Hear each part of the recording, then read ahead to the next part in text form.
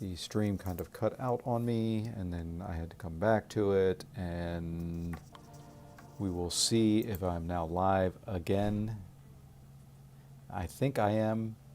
Sorry about that. Tried to use the Be Right Back feature on the stream, and it worked partially, and then decided that it wanted to log me off of YouTube because of inactivity. So I got to figure that out.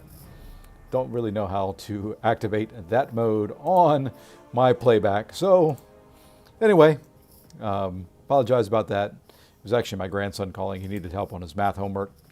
You know, I think next time that he calls in the middle of a stream, I'll just bring him on the stream. I'll do some live math homework help. See how everybody likes that. I think that would be kind of a unique feature, and maybe a YouTube first. I don't know. Live math homework with Grandpa Sefasi.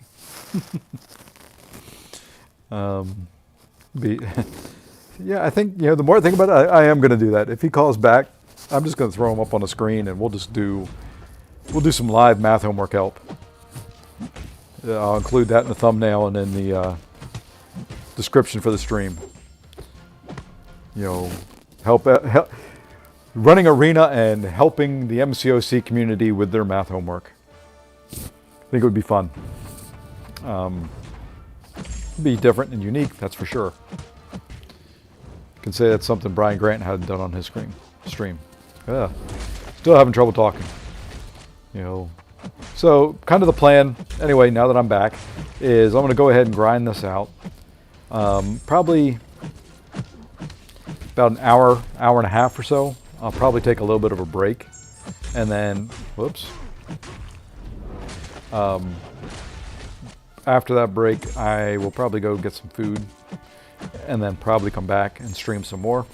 You know, these streams aren't ever going to be anything probably great to watch or play back or anything like that. Would love to get some more conversation going with members and people that are following me. Would love to get some more subscribers, things like that. I've still got to do a subathon. We did, and I can't believe it's taken me to this point in the stream to thank everybody who has subscribed.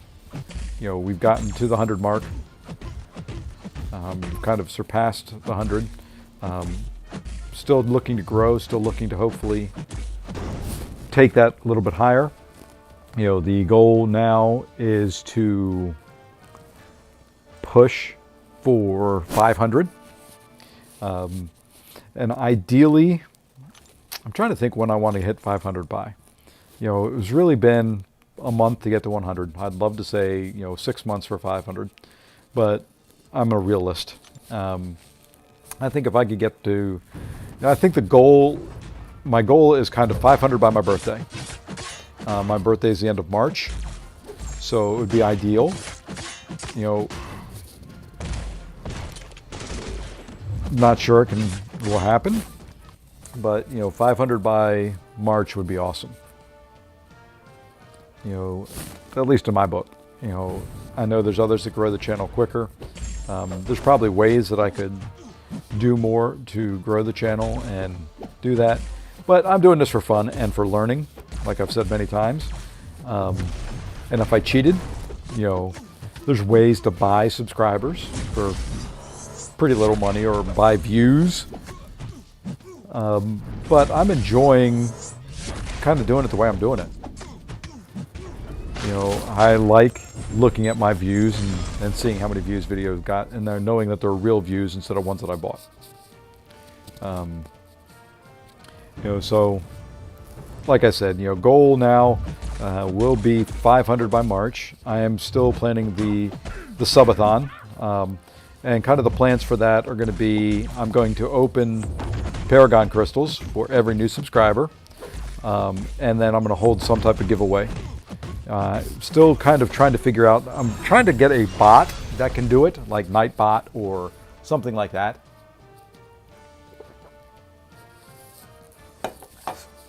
So that I can be automated and it can capture everything and I don't have to do it by hand.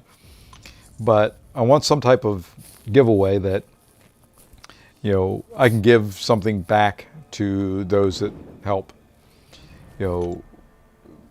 Leaning towards like a $50 iTunes or a $50 Google Play gift card.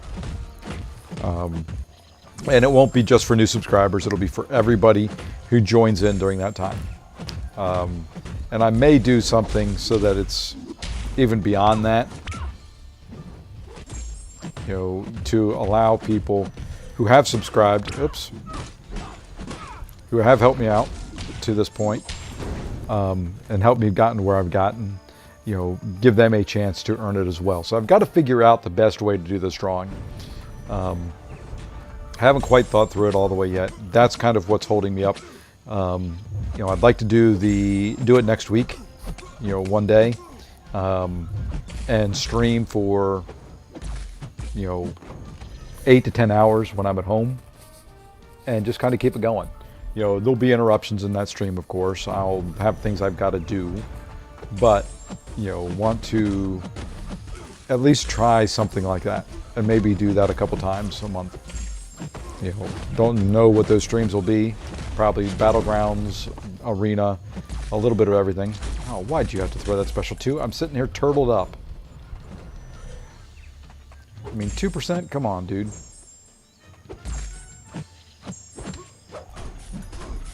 Sheesh. There we go. Talking about AI issues and things I don't like. If I'm holding block, don't throw a special. Had that happen in war yesterday. All of it's running together. I think it was yesterday at this point. I did my war fights. Yeah, I did them yesterday. Wow. I was fighting, won't give away too much on it, but I was fighting Mantis and was holding block and trying to bait her to throw heavies, and she threw a special 1. Wasn't a big issue, just why? Speaking of AI issues, like we were on the previous stream a little bit, or I guess this stream that got disconnected and broken up. Like I said, I got to figure out why the be right back function on my kind of streaming platform I'm using on my phone doesn't work. Got to figure this thing out as well a little bit better. Since, like I said, I'm going to be traveling a fair bit next year, and I'm probably going to be using this until I can, buy a better laptop for, come on, this AI in early arenas with Guillotine 2099 is such BS. Gosh knows. Anyway, so that's what I got to figure out. I want to do it this way, so when I travel, Jesus, look at this. Won't come into where I can parry.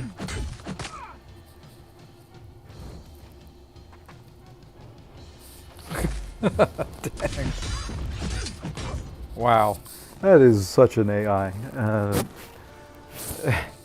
Anyway, I really, would prefer to do it just through my phone when I travel versus having to carry a third laptop. It's bad enough when I travel for work. Jeez Louise.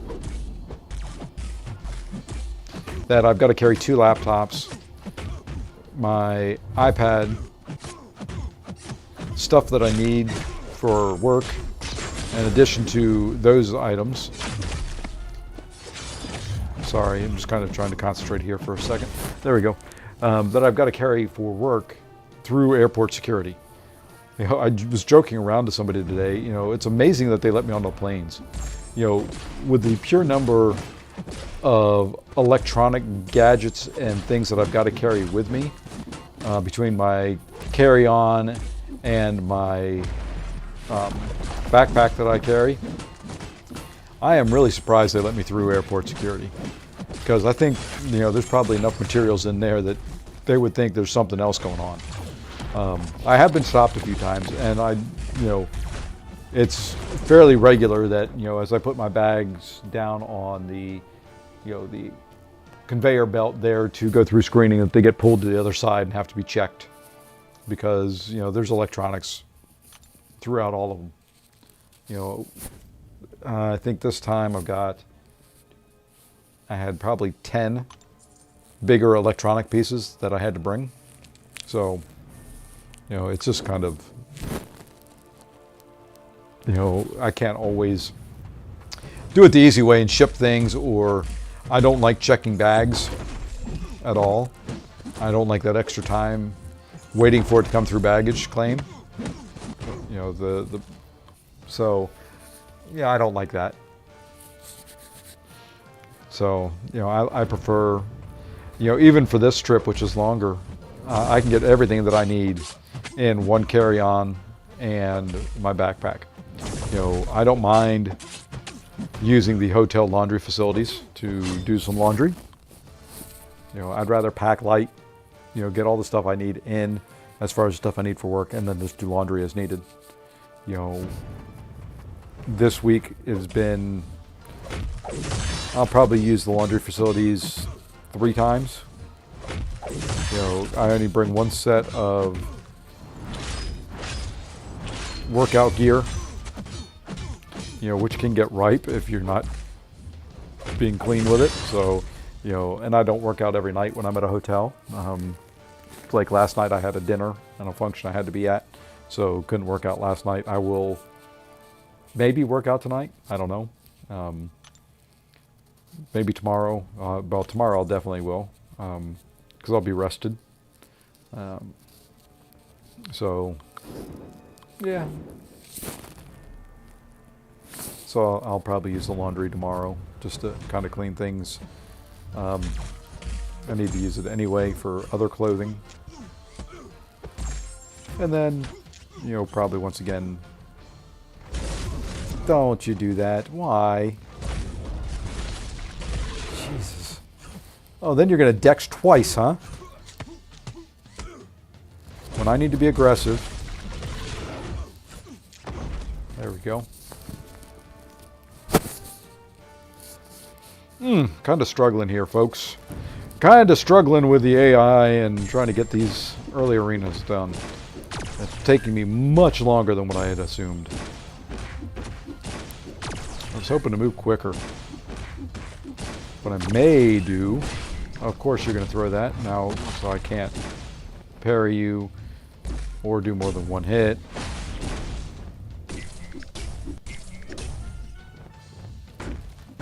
How did you intercept me there?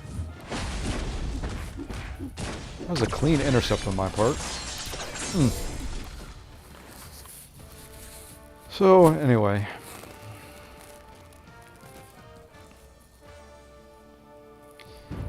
Oh, what was I saying? I don't remember at this point. Let's get a slow up on you. That way I can just keep hitting you. I hate these early AIs. We're going to refresh that slow.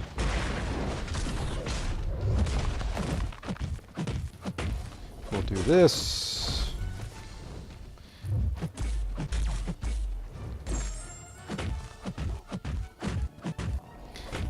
I may have to refresh the slow again. How was that not a parry? God, this game sometimes. This game really ticks me off, and this one is not. There we go. You finally threw a special.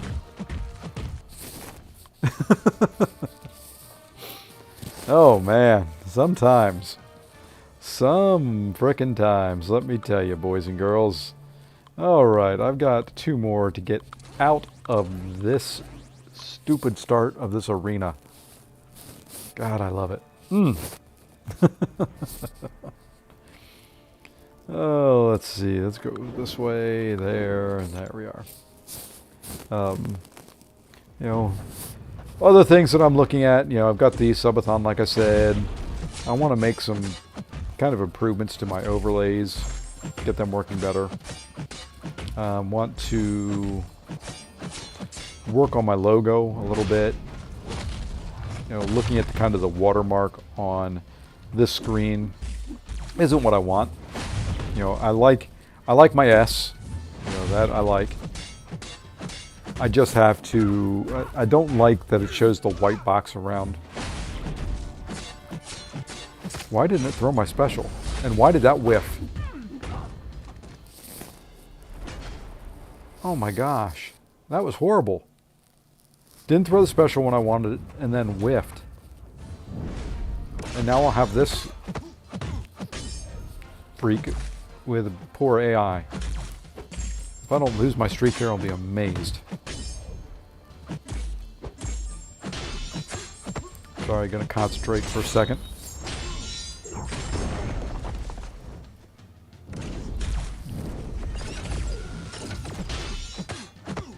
There we go. So we don't lose our streak. You know, so like I was saying, you know, I want to kind of fix that. I like the way it appears in chat. Really? I did not back up there.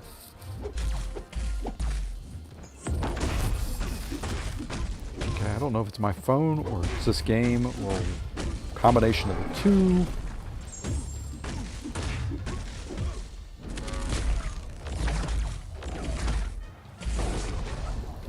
There we go. Put that guy in war too.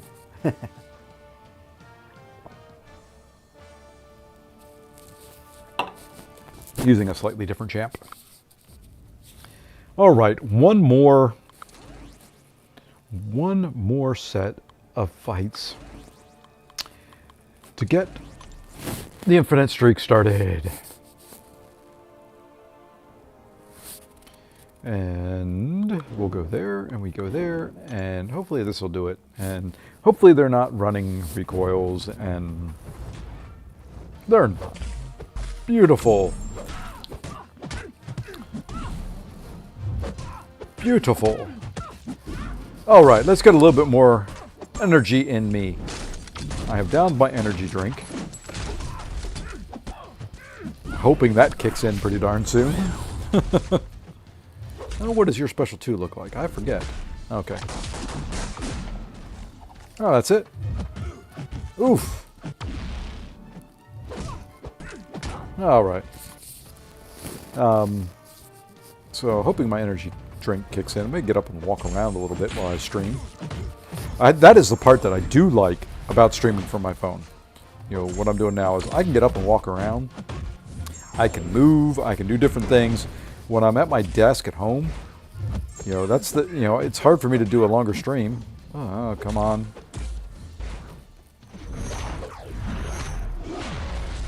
There we go. Hard for me to do a longer stream sometimes because I can't move around. So I'll have to figure that out for kind of my subathon. I don't think I've got it in me to be able to sit in the same spot for 10 hours. I don't think that'll work. So I don't know. A couple things to figure out yet for the stream and for the channel. Want to also figure out a very good time that I can do these. Now it's time to hit help 100,000 times. You know, so that I can get some people and we can get a good conversation going about the game and about life and things in general. So got to figure that out too. You know, it's hard. You know, I know everybody doesn't want to stream MCOC 24/7.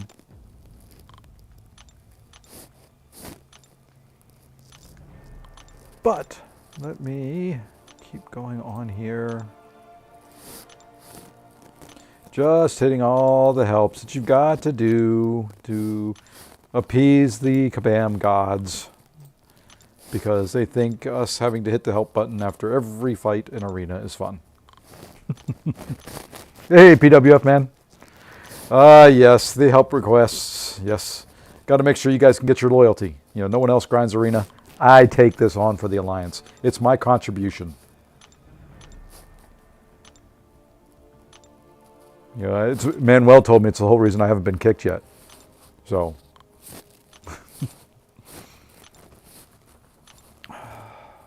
gosh, they need a better system for this. So many improvements to the game, and we are still doing the same thing that we did back in 12.0. It is a little bit faster than it used to be, but it's still the same thing. All right, let's reset this. Reset there. Come on. Fingers work. Why is that 2 still showing up? There we go. And why am I... There we are. On the struggle bus here all of a sudden. All right, let's go ahead and run this. Man, my rank 2 Titania is below Guillotine 2099 and Rocket when I turn on recoils. That's depressing. I need to awaken her. I think that's my next goal. I got to get her awakened somehow. It would be nice if I could do it with war rewards, but I don't think that's going to happen. I've only got like, I think 300 shards towards the next 7-stone. Or 7-star crystal. You know, don't think we're going to qualify for 15,000. I think that's the, you know, yeah, truly impressive. It's truly something. You know, it's just, it amazes me. You know, they bring out this Arena Express, make Arena running much quicker, and then, oh, but we're going to slow you down because you have to hit help every time. Granted, I could sort those to the bottom and never hit, you know, the help request. It doesn't really do anything for me. You know, I'm not going to run them again in 6 hours. I'm not grinding for the champion right now, but I still do it, you know, 1, to get rid of it.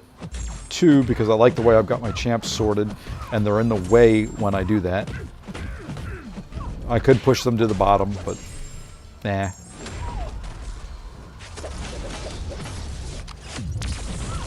Go. You know, so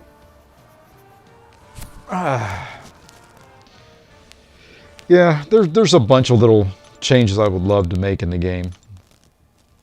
You know, I think if you're going to do an Arena Express mode and you really want to piss everybody off, you know, that says it's behind a paywall, get rid of the help system for us too. You know, really just make everybody mad. You know, you want to sell the sigil, put it so that it, you know, auto help and Arena Express. You know, put that as part of it. I mean, what the heck? You know, just go all out. Piss everybody off.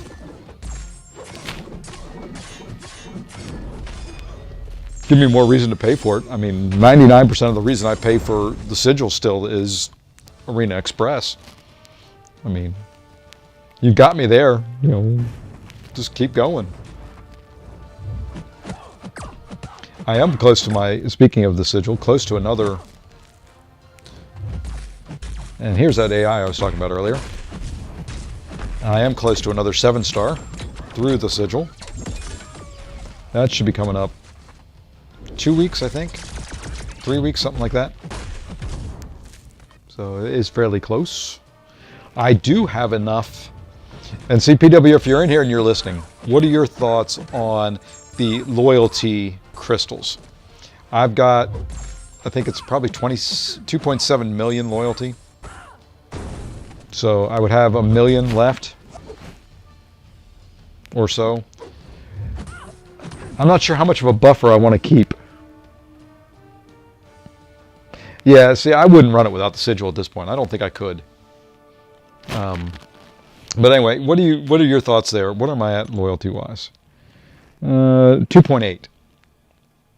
So over the course of the season, after I bought the first 2 loyalty crystals, I gained about 500,000 loyalty, I think, more or less. I think it was 2.2 or 2.3 million. You know, how much loyalty are you keeping as kind of a buffer in there? And the only reason I'm keeping a buffer, I think, is I'm always afraid of what changes they'll make in the stores. You know, and you know, if they come out with different potions or something like that, and I have to start stocking up, you know, some bigger ones or something like that, since these health pools are ridiculous, and a 9.5k heal, you know, does 6%. Okay, so you're going to go to about 2 million loyalty before open. So you would open with, you had, like in my case, with 2.8.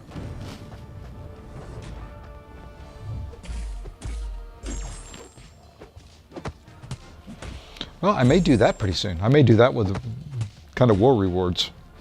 I've got to have a... I don't even know who I'd want out of there, though. That's what I've got to look at. Because it would make me kind of sad if I pulled Void. After just taking them to R5 200, even though I think an R5 200 Void is much better than an R2 on Awakened one.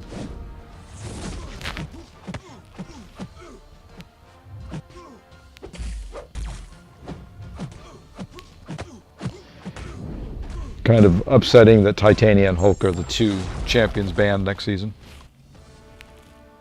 Kind of sad that I just took her to R2 and won't get to use her in War. At least for a season. And then, of course, they'll change the meta, and she probably won't be nearly as good.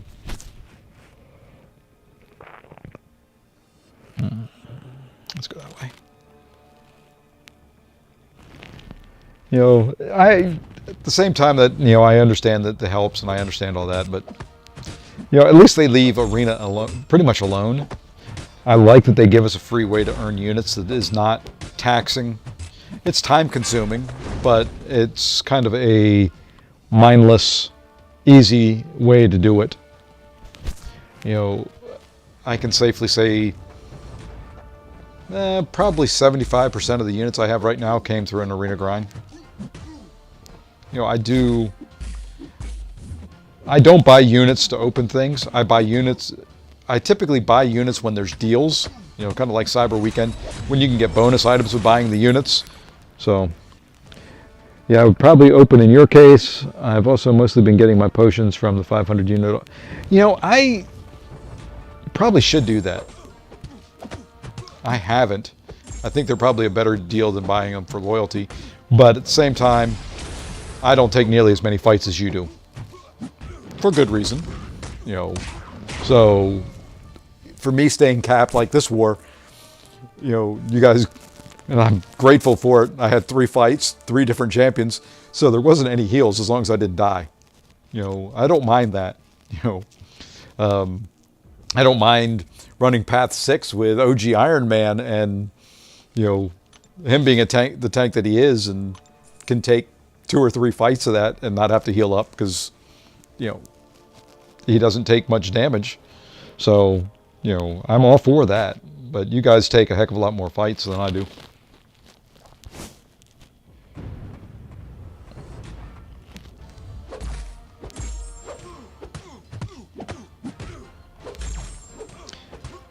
It'll be interesting to see how we finish War, though.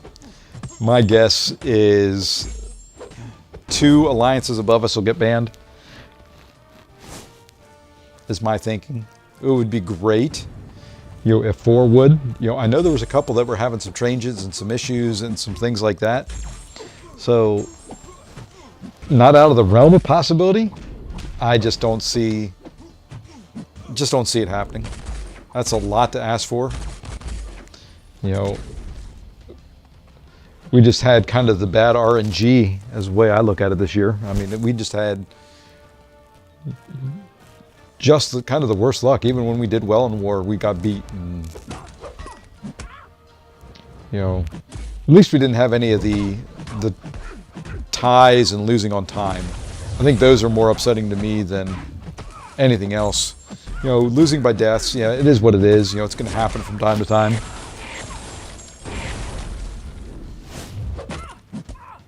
You know, so, oops. Okay. Would you quit? The AI, what in the world? Let's go away. See, my potion stash is pretty much filled even with the season. That's good. 4 getting docked would be, yeah. I'm not either. You know, I could see 2. I've got a pretty strong feeling on 2 of them. I won't say who. I'll let it go through and happen. But I just have a feeling that there's 2 of them out there that are going to. You know, reading some other chats, reading between the lines of a few. I think there's probably 2 out there. So it'll be a little bit disappointing end, but I think I said it kind of in the first part of the stream before anybody joined. I think with everything that we had going on as an alliance, you had the Battleground Brawl, you had people traveling there, people traveling for work, people traveling for a wedding, everything that was going on,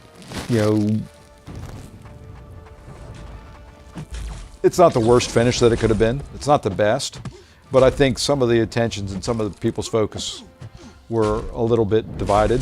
I know my season, I still kicking myself over the stupid death to Domino when she did Domino things. If I had just been smart, it wouldn't have happened. So I think there was probably a lot of that. Oh, let's watch this. I kind of like his Special 3 animation. So I would love to see 4, but I don't expect it. It's a shame that we miss out on some of the rewards, but at the same time, still better than nothing. Really kind of curious to see, and I hate when Kabam does this, in their war post for next season. Oh, not any changes this season, but next season we're making some big changes. I hate teasers. Just don't tell me. Just wait and, surprise me. Now I'm just so curious as to what those changes are going to be. I don't know if I'd say great. I had one of my better seasons. I like the fights that I had. The planning was excellent. I gave you guys credit earlier, and I will give you credit again. It was a hell of a planning job that you guys did this season. I think we had, as RBG, I know we had 3 for sure. I couldn't remember if we had a 4th, Deathless War for RBG. It was just, to me, that goes a long way. And I think the other thing that helped, for the most part, we're able to plan and get things done quick. We have a couple in there that wait till the last minute to do their fights, but fortunately, for me, part of being successful in war for me is being able to get in there and get my fights done quickly. With the exception of this war where I was yesterday before I could get to them, so it was 24 hours in or so. I don't like thinking about the war fights. I fight better. It's kind of like how I play golf. The more I have to think about a shot, the worse I do. The more I have to think about a war fight, the more chance I have that I'm going to F something up. I'm going to overthink it. I'm going to make it a lot more complicated than it needs to be. And my thing is, if I can go with my first initial plan, oops, thought I could catch him on that. I'm going to be a little bit better off. I like just being able to jump in and do them. Oh, come on. And I'm going to die. Yep. 3 donuts with 1-1. Okay, that's what it was. So, like I said, for me, I think being able to just jump in and get the fights done and out of the way works better. And I like the map, the way they've got it laid out now. I think it works for almost everybody better in our battle group. We can get in there. You can boost once. You can run through all your fights. Even if you have to wait for a pre-fight, it's not hard to organize and work on. It's not checking in as much. I still don't really like the 48-hour attack phase, but it's better than it was. Hey, Legend, how's it going? So, all things considered, I like war better now than I did a couple seasons ago. That first season that they came out with these 48-hour timers, and we were on the kind of the old map, and oh my gosh, that was painful. It just took so long to get through war, getting everybody organized. We weren't communicating real well as the battle group on who's taking what path when, and boosting up or using the 6-hour boosts all the time. And yeah, that to me was that was a painful season.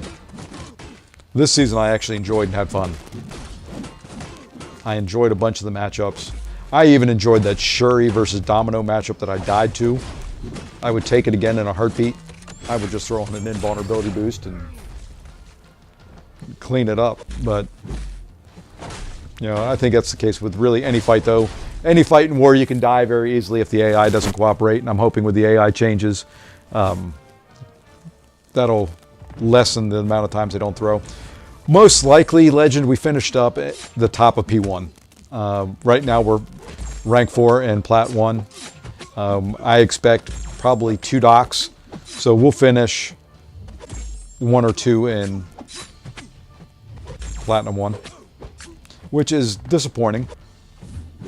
But, you know, we lost too many. We lost too many close ones. Come on, throw a special. Speaking of an AI not throwing a special.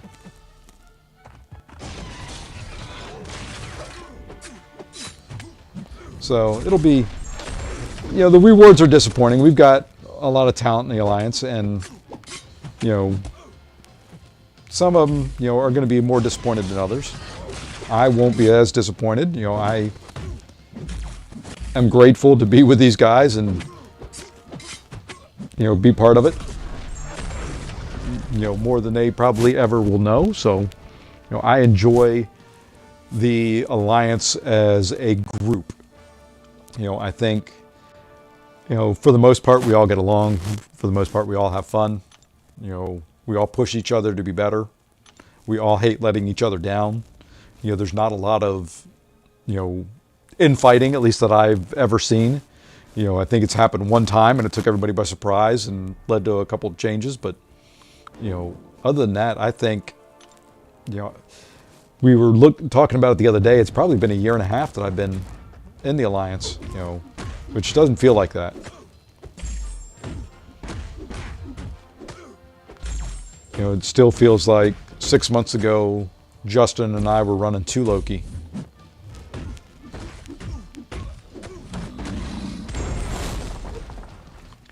So how about you, Legend? How did you finish up the season?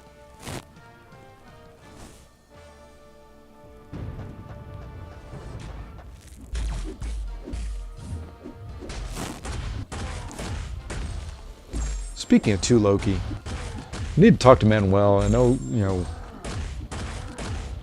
I know he runs a smaller Alliance. I need to resurrect that sucker. I need to put some account in there and bring it back. The Chris, who we left in charge of the Alliance, is kind of retired from the game. I don't know who the current... Got to look and see who currently has control of 2 Loki.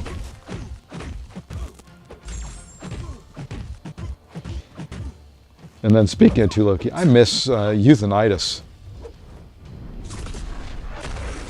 He was the one who got me in 2 Loki back when he was in there, so I miss good old Youth. Let's see, I feel you there. It feels like only a few months ago when I started my ally. Yep, exactly. I mean, this game time flies quick. Looks like we finished, and that stupid heart in this thing is in the way of some of the text.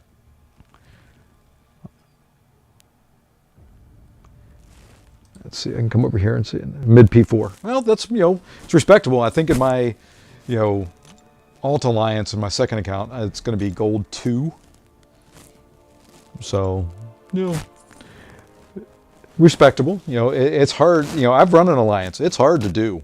It is not an easy thing. I don't envy the officers. I don't envy you. You know, I don't want to run an Alliance again. I like letting PWF and Trevor and Clown plan and just tell me what the hell to do. You know, I did like the planning on this one. You know, stand there, bait special 1, or bait heavy. Don't let her throw a special 1. You know, give it to me, spoon feed it to me like I'm dumb. You know, I'm perfectly fine with that. You know. But, you know, anyway, you know, I like War Season. I would like it more if I could run recoils all season long. You know, that to me is the one downside to War is having to switch masteries. That's going to be the hill I die on in this game. You know, I think more than hitting help in the arenas is give me some daggone preset mastery builds, or so that when I put my defense in at the beginning of the war season, just keep that mastery build throughout. I'm hoping that maybe that's the big thing that they're hinting at. I think Clown has taken that Manus just a few times. Yeah. You know, it's a decent placement for her because of the Power Focus 1. It's not a hard fight. She hits hard through block. I think even since I took Iceman up to R4 for that fight. I'm kind of glad I did because I finished at 50% health and she didn't touch me.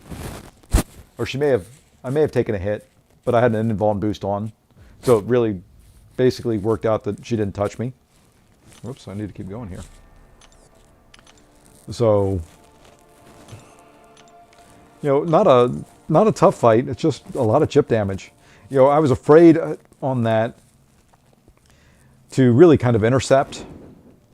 You know, I didn't want to do any intercepting or anything like that for fear of getting, you know, her throwing a special one as I was trying to intercept. But I know how to, you know, that timer doesn't bother me as much as encroaching stun. Especially running Iceman, I would have a little bit of built-in protection. But high tier wars seem expensive. It depends. It depends on how many fights you're taking and what the fights are. You know, for me, yeah, I took 50% damage on Iceman, but I didn't need him again in war, so there was no potion use.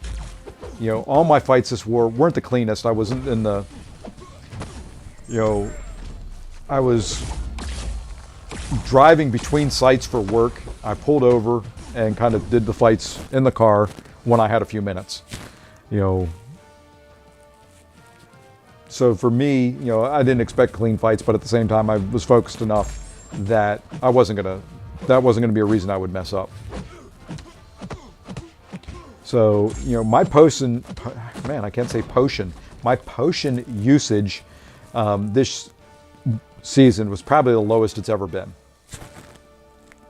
So it did allow me to save up, you know, some loyalty, which is great. So, you know, I'm kind of happy about that. I think the SS War Trevor changed. Yeah, man, he did that to himself because, you know, I saw who he was bringing in and figured that was going to be the case. And I'll do, you know, whatever you guys need me to do when it comes to war, I'll do.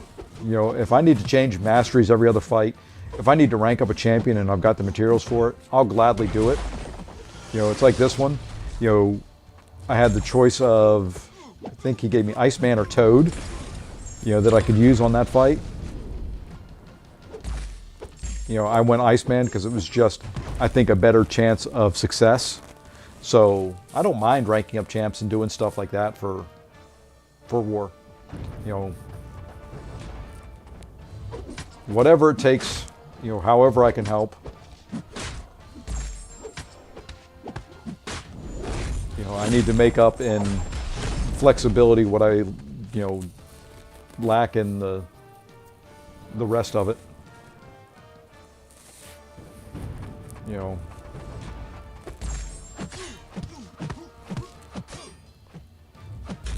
I'm just kind of disappointed. I took my Gore to R2 for defense force, and he didn't get a kill all season. Granted, people figured that fight out, but still, it makes me mad. Yeah, he complained to Clown in Vancouver. Clown said, "You planned." Yeah, they kind of said that in chat too. You know, and that's kind of what I thought. It's like, you know, you're the planner. You could plan around it. At the same time, though, I don't know if we have anybody else who does Omega Red. I think that's one thing that we're kind of missing. I've tried to do the, you know, Omega Red fight style, but just not my thing. You know, I am very much a let me do parry 5-hit combo type guy. Although I say that, and I do love this champ right here. And I love Silk. I'm glad she's not going to, well, she'll be banned, you know, by the alliances, not, at least not blacklisted. You know, I love Silk, even, you know, she has a more complicated combo. So Cassie's grown on me. You know, I did rank her up because I knew she was going to be useful. And she's got kind of a different combo.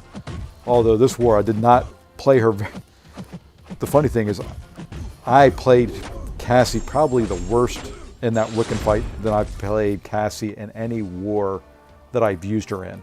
And I finished with a full health bar with her. I don't know how. You know, I did throw on another invulnerability boost for it. I used 2 invulnerability boosts and a power start 1 this war. Just for the 3 fights, just to be on the super safe side. You know, but the Cassie Wiccan fight that I had was not very clean. It was not my best. Was not the best. Oops. That happened to me in the Wiccan fight. You know, I did held my heavy a little too long. So, you know, and I took hits into into her invulnerability boost there, and then I took some other hits later, and you know, it just wasn't my best performance in war, but full attack bonus, and that's all I cared about in the last war. You know, and I think, to me, the other thing I liked about the season, you know, it was less fights, which is nice. Part of it is I wasn't stressed about item usage. You know, typically, you know, if I'm gonna have to use, you know, take 7 or 8 fights, and I take a hit early on, I get very stressed out over item usage because, not so much because of the cost, but, you know, there was the one season I brought in Rintra a lot. You know, used him quite a bit, and, you know, there was some fights where I was going to take damage. You know, it was Gore several times, and there's no way using Rintra to fight Gore clean. And Rintra, when I'm fully war boosted, is 118,000 health. You know, it takes quite a few potions, even using the biggest ones, to heal him up. You know, there was a couple wars where I didn't die using them, you know, but I was close to iteming out using 14k health potions. So that, I think, was part of some of the stress that I had in some of the war fights. Let's see, Cassie was so done with the tactic. Can I miss it? Yeah, I think you're going to see a lot more Cassie bans. I'm feeling, since you've got Titania and Hulk already banned, you're going to see Cassie and Silk. I can't see who else that they would do. So I see a lot of Cassie and Silk coming. Ascended Cassie somehow. Yeah, I can see that. You know, she's got a decent health pool and can take some damn hits. You know, yeah, I think, you know, like I said, I think we're going to see a lot of Cassie and Silk bans. You know, I wouldn't mind using my rank 5 Void in war a little bit. I think with the tactic and all that, he wouldn't be bad. Trying to think who else would be good. You got Quicksilver. You know, I'm not the greatest Quicksilver. I do have Madar 4 and Sig 200. I think he did remarkably well. He can put a lot of debuffs on there, so really on the hazard shift nodes he works well, except for the one fight you took.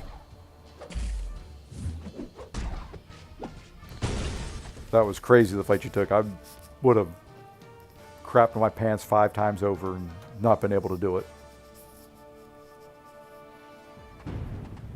You know, when I think of the talent for Loki, it's fights like that where things are just going every which way, but, you know, the way you thought they would, and you guys somehow managed to pull them off.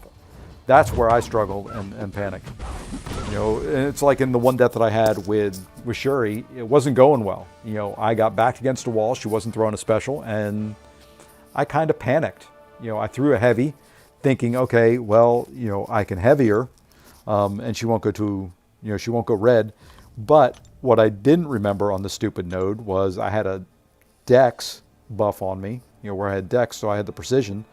And when I heavied her, it went away and she gained the 8% power, which pushed her red. So, to me, my brain doesn't work that way. I get pushed against a wall and panic on fights like that, and nothing good's going to happen from it. You guys somehow managed to pull them out. And, that to me is just, I just sit back and it's like, yeah, I would have died there.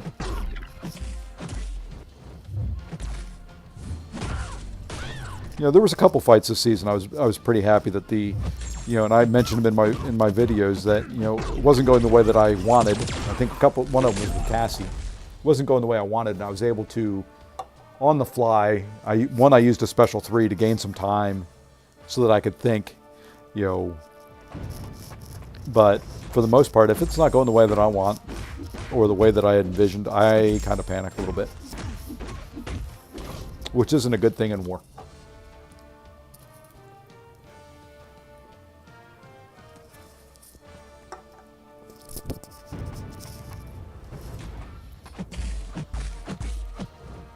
Come on, let me bury you. There we go. I was kind of disappointed in my Rintra this war, too. Speaking of Rintra and Gallon, it took me 2 special 2s to kill that guy. I didn't get a crit on either one of them. Oops, pushed him. But... So, I think that was part of my, like I was saying, and Rintra. I think that was part of my problem a couple seasons ago. I was so freaked out about the item usage that any little hit just made me mad and stressed and things like that. I love that they've got the 40% revive. I just think I would love them to go to a percentage-based health potion. Give me a 50, a 25, and a 10. Yeah, I don't know. Was that an Ascended Gallon? I didn't look, but I mean, it was beefier than I thought he should be.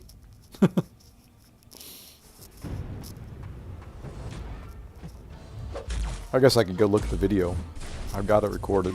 I've got to do my war video on it. But yeah, that one, he was chunky.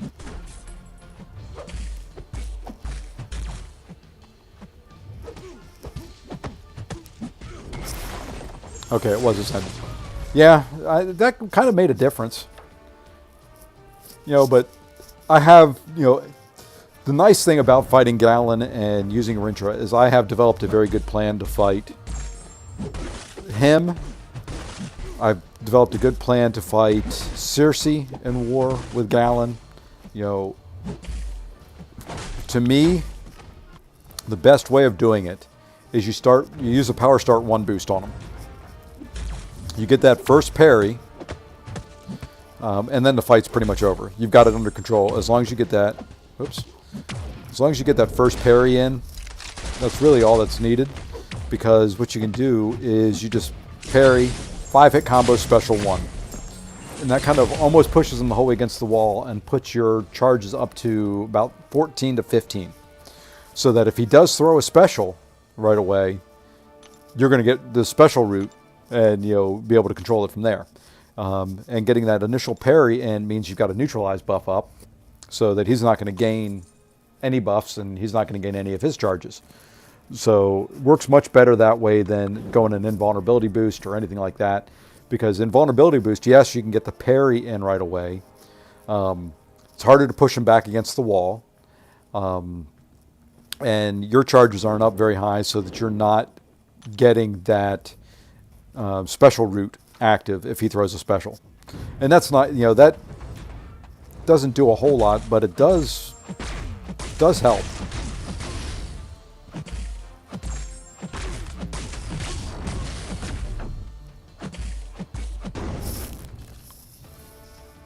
It does help that, if he throws a special 1 or a special 2 and you have the special route up, you can at least heal back a good chunk of it. You don't get all of it back against him, but you get most of it. So this is the guy that's hard to fight with Rintra. Gore is a tough fight with Rintra. Because even if you know, when you get the special route on him, you still have to evade every hit that he throws into you. So it almost becomes like a Quake fight, where you've got to just start dexing in the corner. And not my specialty. I'm not a Quake fighter or a Quake user. You know, because, you know, yeah, you can take hits into the, you know, stand there and he's going to heal the hit back.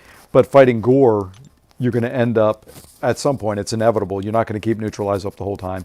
He's going to get several of his buffs up, and you're going to start taking the damage from all his dots. You know, and that's kind of where on that node that he's normally put on, you know, Rintra, in theory, is a good counter, but it's just a hard fight to pull off. You have to dex every special that he throws at you, even if he's rooted right next to you.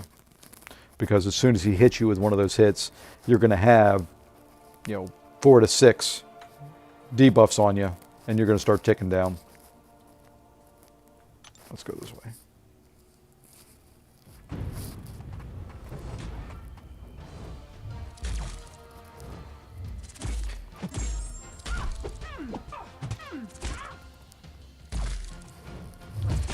But, you know, Legend, you said it was stressful, you know, or expensive. You know, to me, like I said, it wasn't as an expensive season as some have been in the past. For some people, it is expensive. You know, there's mastery changes involved. There is potions, there's healing, there's boosting multiple times. Oops, and the air conditioning in my hotel room's kicking in, so hopefully it doesn't come through too loud.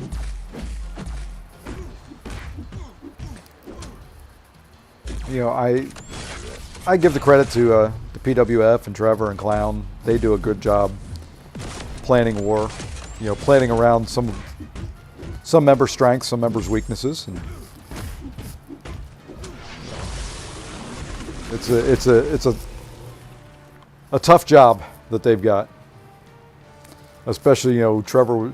I think the war Trevor had to spend so much, he planned in a bar. So I don't know how much drinks got in the way of what he was planning. In a way, it kind of, reading the line chat for the Alliance, in a way, I'm kind of glad I did not go to Vancouver. Would have been great to be there and see everybody and meet everybody. But I've had my fill of COVID in my lifetime. I don't need it again.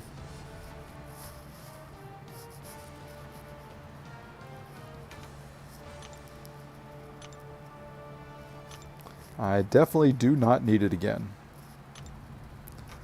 Will never get over the effects of the first time I had it, so I definitely don't want it a second time.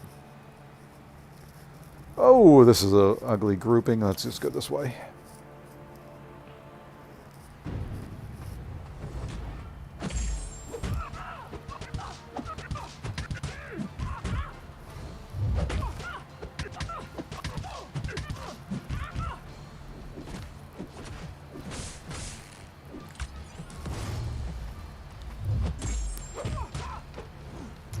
Yep, can't do that with him. Takes too long.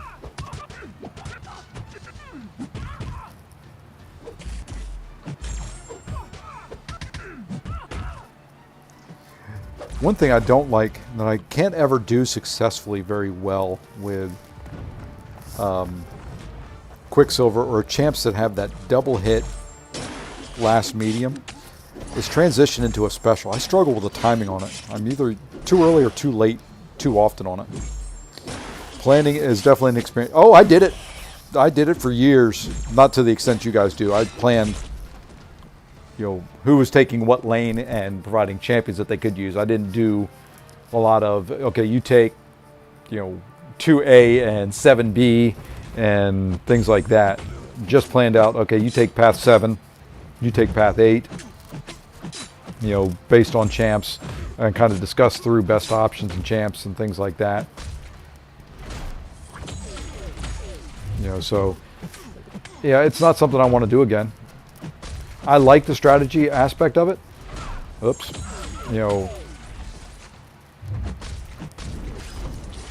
I would probably love being in the conversations and listening, but kind of like I was saying earlier, Kabam's post about the AI and the issues are getting more pronounced because of the complexity of the champions kits and the complexity of the nodes. There are so many interactions that you've got to take into consideration trying to plan.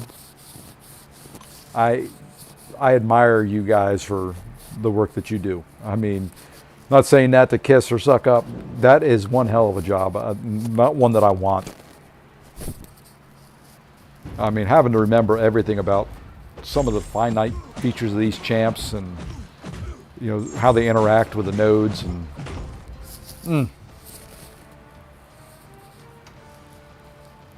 and I know it's a team effort, which I think helps.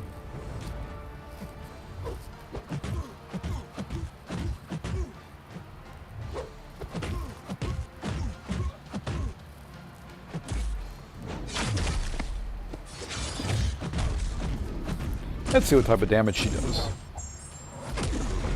Not bad. First fight with her is an R4.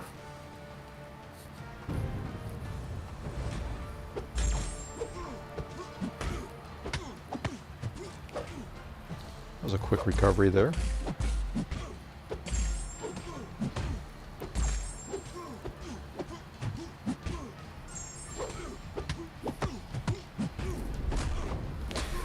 And this is a champ that I love. I love Shang-Chi. Kind of love his mechanics and the way he works. Just not a lot of spots where he's really useful. He's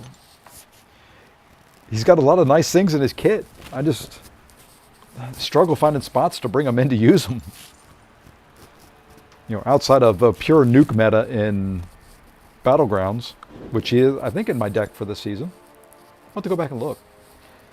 That's the other thing that thinking of Battlegrounds, it's a struggle, is narrowing it down to 30 champions. 30 seems like a lot until you start building that deck. And it's like I start leaving champions out, it's like, ooh, I want to use them, but I can't. This person's better. It's...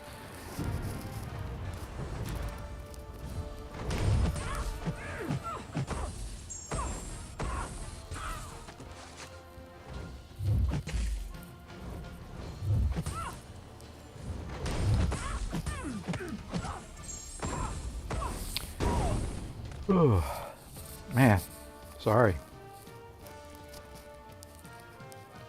I even took a nap today after I got done with work. It's been a rough couple days.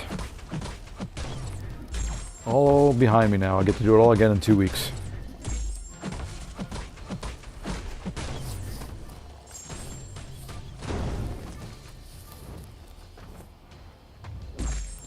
Forgot to add torch to my deck so far. I don't know. I don't think yeah, I do have them in mind right at the moment. I haven't used them yet. And that's my thing. It's like Maul. I've just left Maul out of my deck and just ban. I've got some counters that I can fight them, but everybody's gonna have Ebony Maul because everybody chose him out of that selector crystal. So I just ban them now. I just don't even care. I can fight him with Silk, I can fight him with Cassie, I can fight him with a couple champs that I've got in my deck. I just kind of say the heck with it. It's usually him. Let's see, who else do I typically ban a lot? I ban Ascended Herx. Not because he's hard to fight, just that he's slow to fight. Well, hello from Brazil. Let's see, my sister-in-law is from Brazil. My brother-in-law worked down in Brazil for several years and married a lovely lady from Brazil. So A couple of my best friends here in the States are Brazilian, so welcome to the channel. I wish I could speak the language. I cannot. I have enough trouble speaking English, so do want to welcome you to the channel. Where at in Brazil are you from?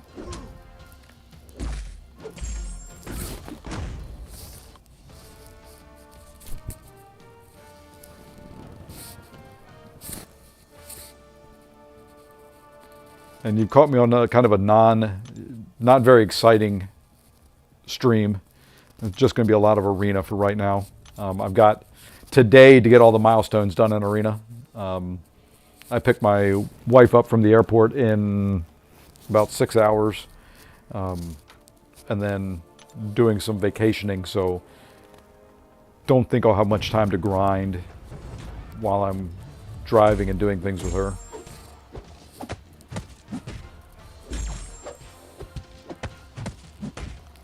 All right, you would throw there. All right, now turtle up. Thank you. Now you can throw. Oh, not that. And there we go. That's the arena AI I'd love right there.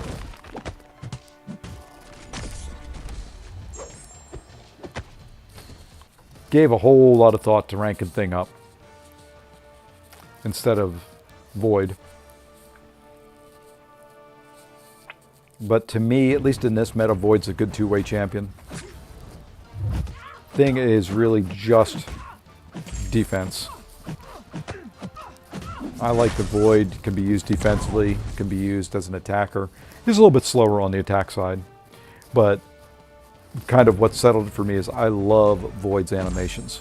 They feel so smooth. You know, he's one of those, it's kind of like Medusa. Her animations just feel so smooth when you're fighting with them that they're just fun to use. You know, I love Void's dex back. You know, when he dexes and he does that kind of float back thing, you know, that he does, I love the look of it. It just feels right. The distance that he gets back is great. You know, he's one that if I'm struggling with a fight, or you know, if I'm struggling with a champion and their animations and trying to figure out how to dex specials, you know, he's one that I use to kind of learn how to dex them, you know, if they're dexable. You know, I'm not talking Punisher 99's special one, you know, but just, you know, we'll say like Werewolf by Night or even Morbius this month. You know, he's a good one to use to learn because of his, because of the dex backspacing that he can get. Kind of gives you a chance to look at it and see the specials a little bit more.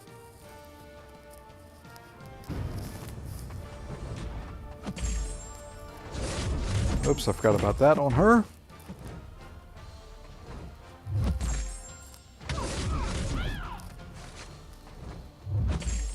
Not the best champ, unless I can get a couple. I didn't get any arrows there.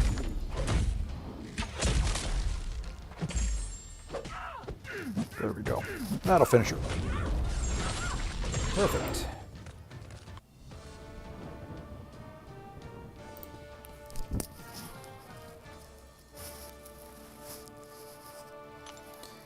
All right, well, we're almost through this. Won't take me much longer, probably 15 more rounds maybe. And we'll be done in about an hour with the featured arena. It's not terrible.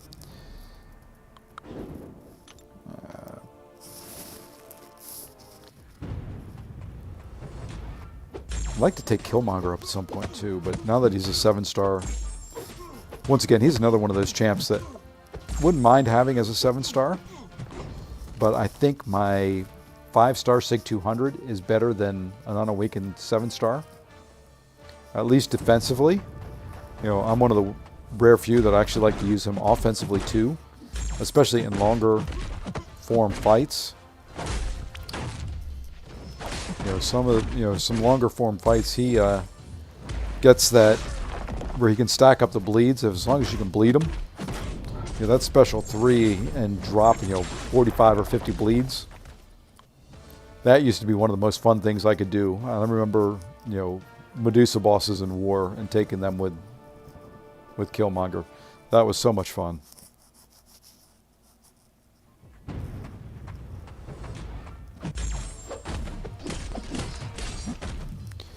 Be interesting. Is it next month that the Shocker buff goes live? Or whatever rebalance that they did with him. I think it is. Or has it already gone? I don't remember at this point. Shocker's one of those champs I wish they would tweak just a little bit. He's got potential. He's got that huge, heavy. It just takes so much build up to get to it. You can't really use it much of anywhere. Let's go that way.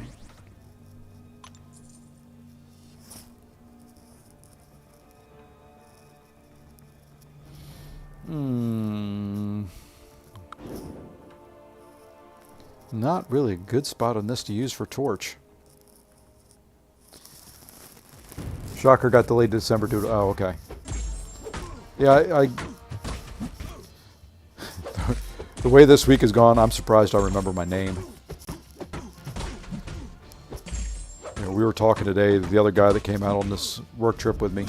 Oh, at least I didn't die. I left for the airport Saturday morning at 3 o'clock in the morning. Got into California.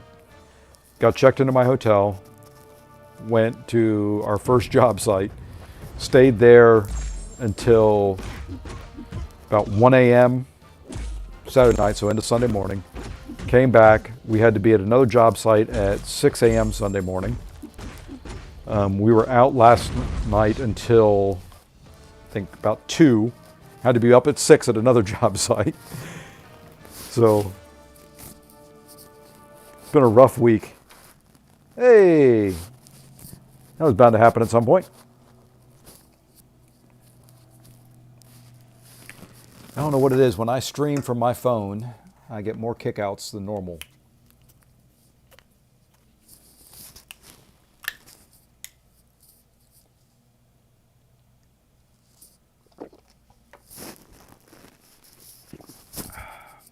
Hey, at least let me recover the fight.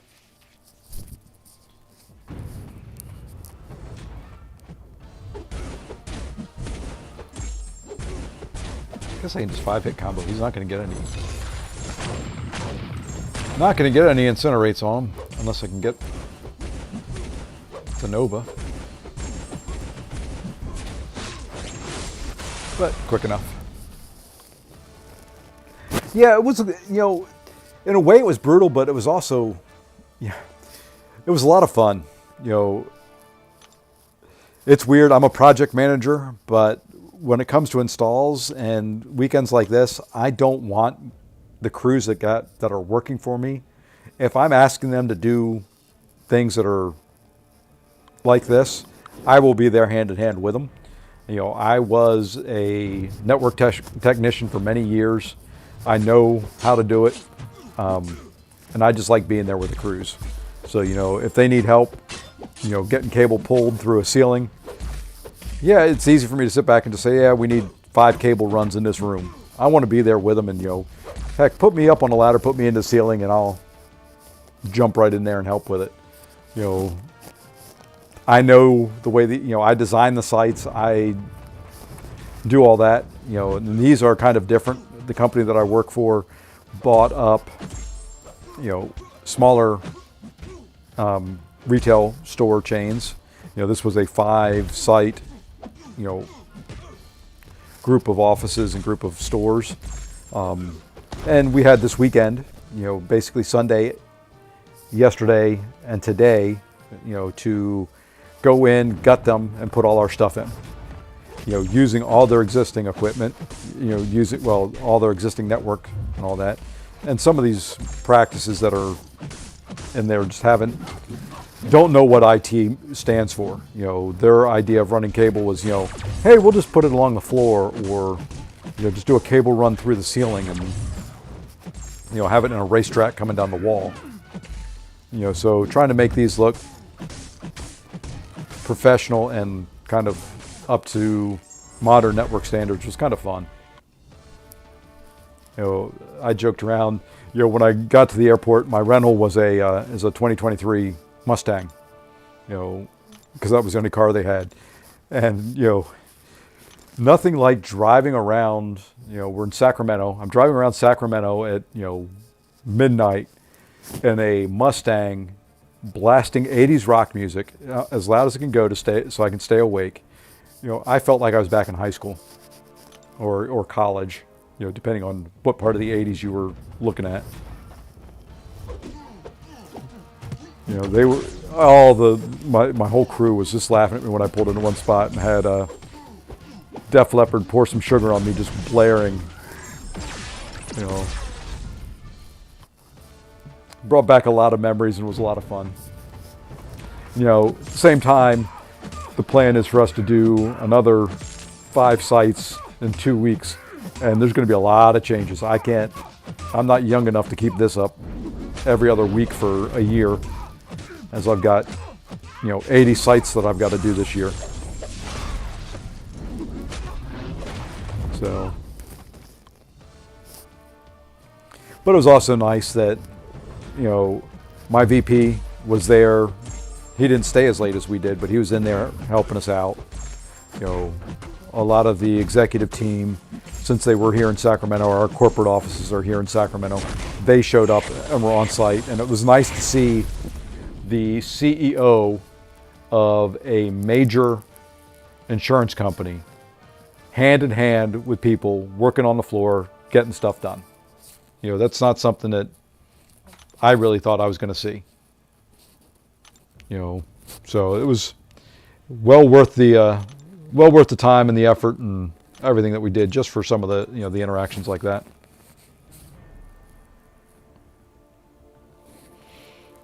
Let's go that way. I don't want to do it again, but it was fun.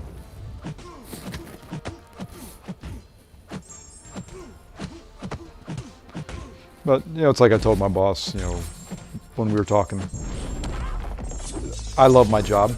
I would not trade it for the world. I turned down promotions for it. It is just something I enjoy. It's been a lot of fun. I kind of get to set my own schedule. I kind of get to set what I do, what I don't do. So, and, you're aware of it. I get to play MCOC during the day. I'd be sitting on conference calls for a lot of these things that, they're going over. My part of a presentation is maybe 5 or 10 minutes, and then I just sit around until, near the end for question and answers. And, there's typically, if I've done everything right, there's usually no questions. When I'm doing a new site and we're building it from the ground up, they know IT is going to be done and be done the right way and be done on time. So there's very rarely, the way I've got everything set up that, I'm spending any more than 5 or 10 minutes out of every hour that I'm in a meeting doing anything that, requires my attention.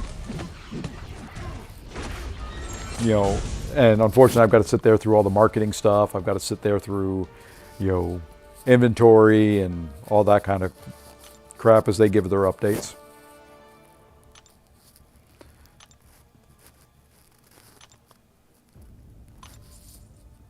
Hey, Highline, how's it going, man? And I apologize if I'm a little bit behind in the chat or things like that. I'm, when I stream from my hotel or my phone, from my hotel or from wherever, I've got to watch my stream to see the chat because it doesn't come up on my phone. There's a way to do it, but what I've found is when I turn that on, it comes up on my screen and takes up like the top bar, kind of where the champion profile pictures are, and it's kind of hard to read. So I just bring my stream up. So I'm kind of where you guys are in the stream when you chat, but it's way behind where I'm at, in fights. It's like right now I am seeing my Kitty Pryde fight against Scorpion, and I'm probably 2 fights ahead of that.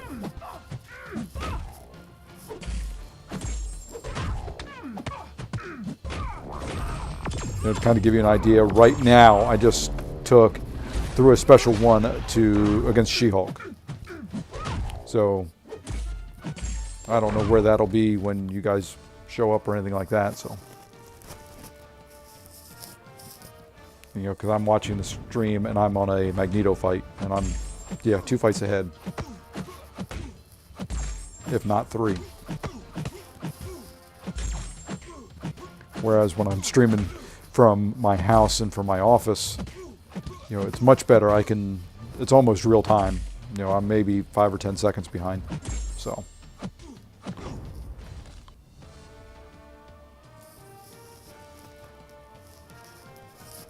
The other thing I've got to do is I'm on Top Chat. I'm not on live. So I don't know if I've missed anything. I don't think I have. There's not enough chat going on that I think the live chat is the Top Chat. So.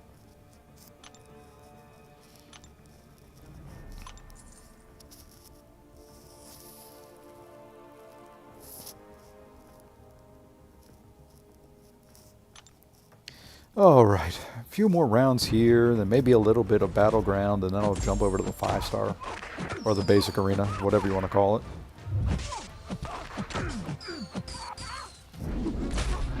Arena is definitely much quicker now than it has been. Granted, typically I do this break it into 2 different sessions, but we're going to do it all in one this time. Won't do all the basic.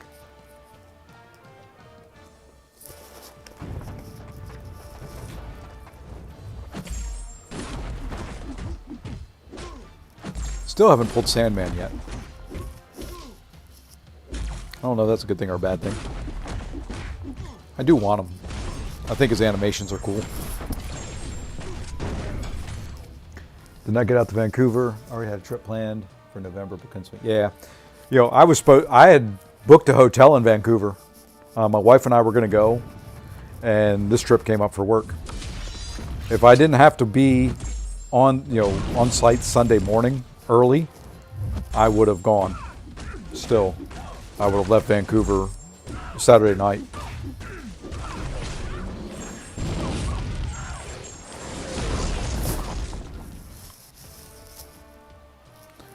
But hindsight, like I said earlier, I'm kind of glad I didn't go. I don't need COVID a second time, and it sounds like quite a few people that went are suffering right now.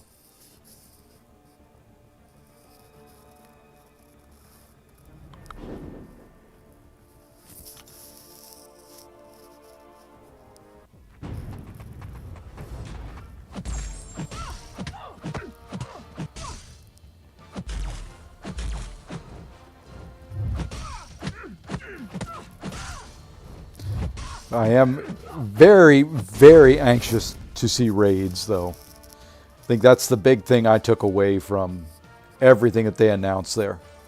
I want to see Alliance raids.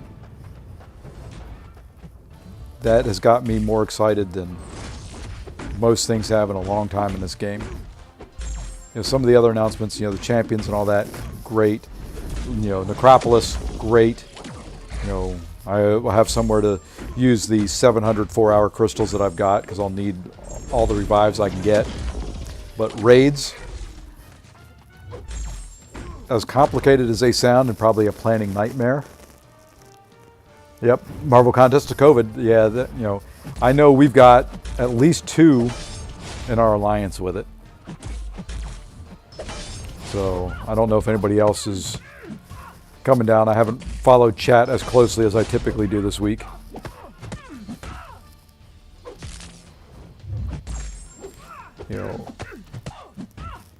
And PWF, I'll throw this out there.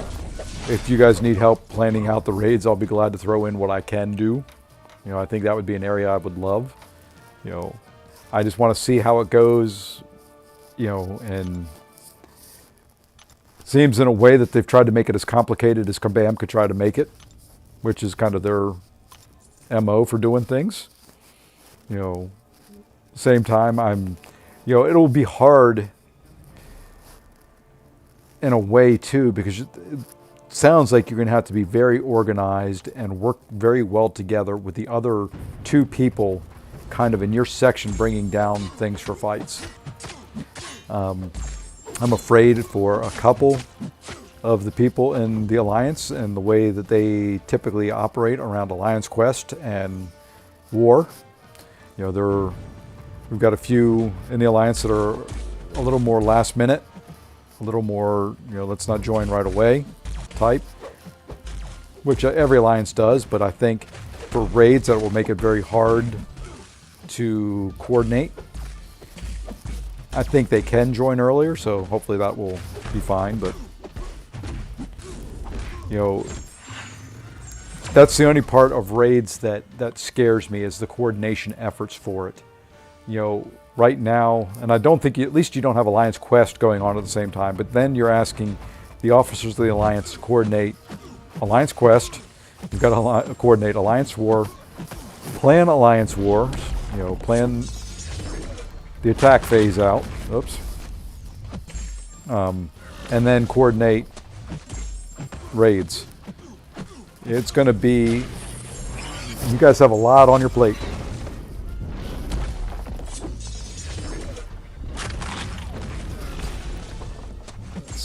Thankfully and luckily, I've only had COVID once. Yep.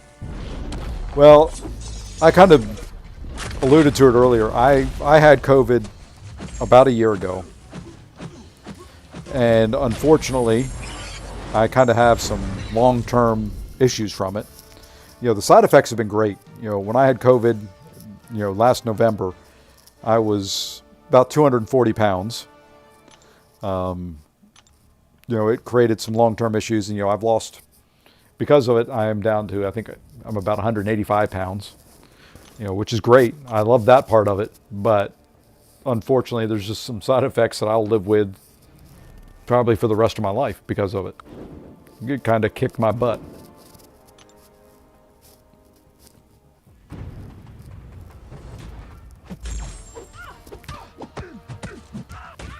But it's great. I get to do one of those infomercials. You know, I'm in the best shape of my life, thanks to COVID.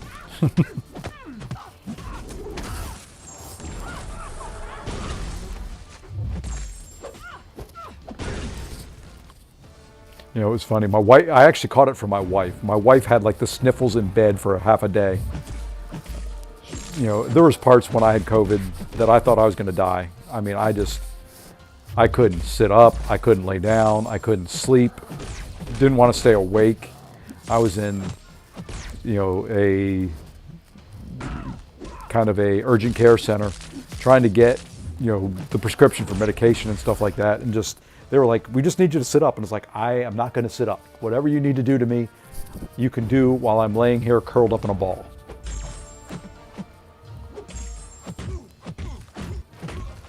You know, up until that point, when I got it and I was that sick, I didn't take COVID that seriously. You know, I've had the, you know, I had the flu in the past and I've been sick and it never really affected me, but that kicked my tail hard. You know, that said, I was only out for 3 days with it. You know, it was just a very rough 3 days. So I'm glad you kicked it in a day and we're back to normal.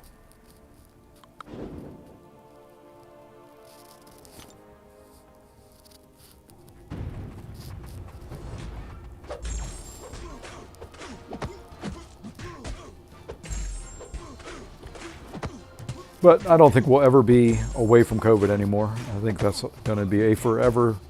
Oops, I forgot about his 20 hits. That's fine, he's dead anyway.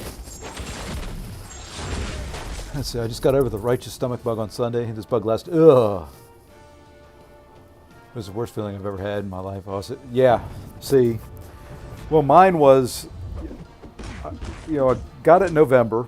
And see, I can tell exactly when the side effects of it kicked in. I had a business trip that I was flying to Seattle, and I live outside of Raleigh, North Carolina. So I was flying from Raleigh to Seattle, and it was a direct flight. You know, I left the airport in Raleigh feeling perfectly fine, no issues, you know, 100% healthy. I got into the Seattle airport. and my vision had changed dramatically. I mean, I couldn't read clearly the overhead signs in the airport. I mean, I was squinting trying to figure out where baggage claim was and how to get to the rental cars and all that.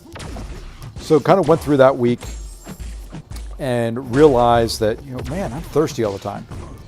So if you know anything about health, you know where this is going. So I was thirsty all the time. I had to go to the bathroom all the time. I was having sight issues. And then I was like, what the heck's going on? So, fast forward, get home. I was like, oh, okay, maybe just my contacts were out. So I went to the eye doctor, and my vision had changed drastically from the year before. I was like, well, that's not a problem. I'll get new glasses. Got new glasses. A couple weeks go by, and I can't see again. My vision had changed again. Still thirsty, going to the bathroom all the time. And then fast forward, probably the end of the 1 month mark from that trip, and I've noticed, man, my clothes are getting a little big. By the time 2 months had passed after I had that trip, I had lost 40 pounds in 2 months. Hadn't changed my eating habits and kind of knew exactly what the issue was. Through going to the doctors many, many times, found out that COVID had affected my pancreas and I wasn't producing insulin anymore. So, I went from overweight, but a very healthy individual, for the most part, never really sick other than, when I had COVID, to where my blood sugar had spiked and my A1C was at over 14 and my blood sugar was over 540 milligrams, or I think it's milligrams, yeah, whatever it is. So, in normal levels, A1C is, supposed to be like between 4 and 5. Blood sugar is supposed to be sub 90. So yeah,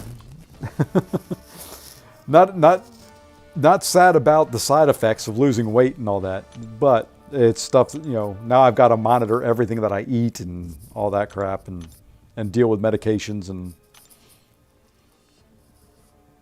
it's just, to me, that's been the surprise of it. It's amazing what that illness has done to people, and it's different in everybody. I kind of take it a lot more serious now than I ever would have before. So that's kind of my health journey.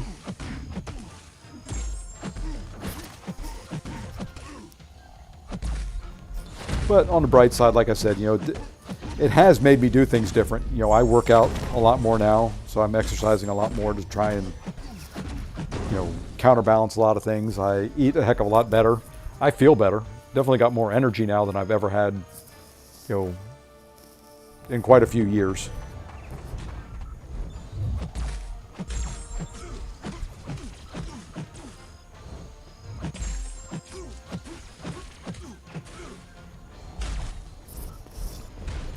All right, I think this is probably getting really close to being done in, wow, about 90 minutes for this arena.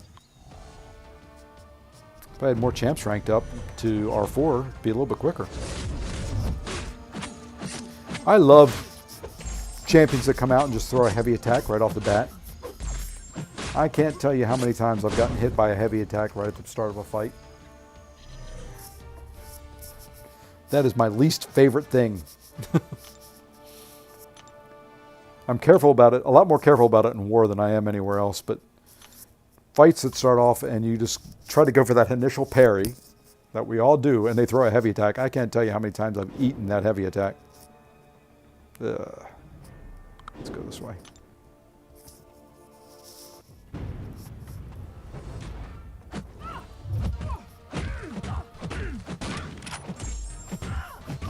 One thing I will say as well that I think Kabam has done right recently, speaking of Battlegrounds and war that we were talking about earlier, is that the metas are kind of coordinated. It's the same in both. I like that. That means there's a lot more reason to rank up certain champs. It's not just, oh, they're going to be good in war. Right now it's going to be, oh, they're going to be good in war and they're going to be good in Battlegrounds. Defenders, oh, they're going to be a good defender in war and they're going to be a good defender in Battlegrounds. I'd like to see them do that going forward. Match up Battlegrounds and the war meta as best they can. They keep the same meta in War for 2 seasons, but, you know, I'd like to see them do more of that. That synergy, you know,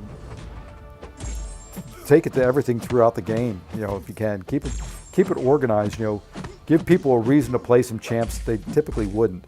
You know, if the 2 metas aren't kind of matched up like they are now, I probably wouldn't have done Void. You know, I love Void to death, but I probably wouldn't have ranked him up to R5. You know, to me that helps me on my rank up decisions. I kind of like that. Penny is one I really consider taking up as well instead of Viv with the tech gem that I got.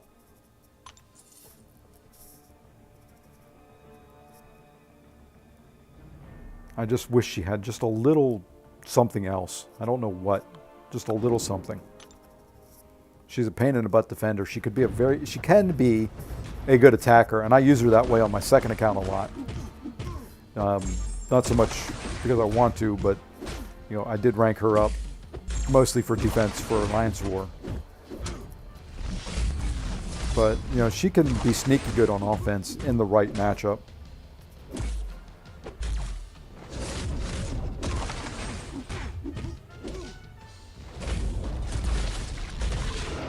Okay, let me do that. Do have to check one thing here since I am streaming from my phone, see if anybody's tried to reach me. Since I'm on Do Not Disturb.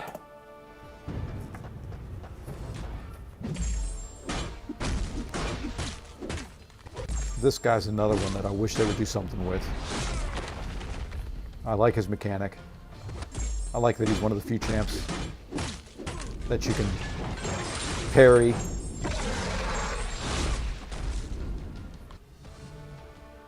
There we go. That you can parry ranged attacks.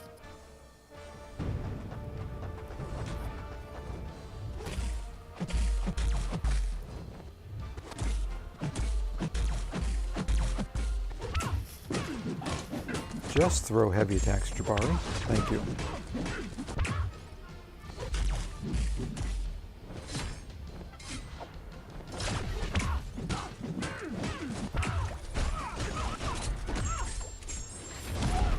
Oh, come on.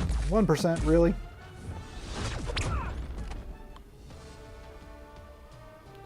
Okay, no messages.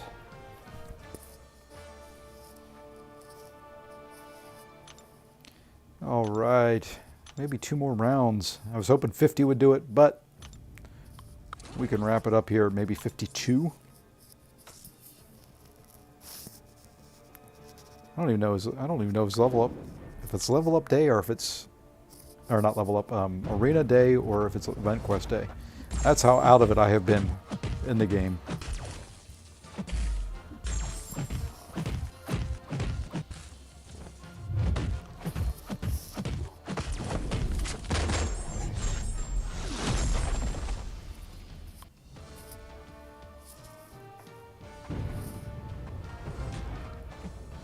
I guess the good part of doing all this in one day is I get to play champs I don't typically use very often. So just run my 5s and my 4s in there. You know, I don't know when the last time I fought with.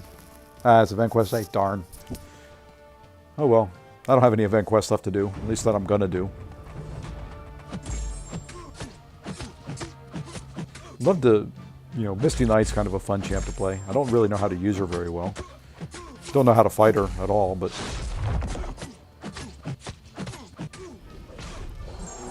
Ouch.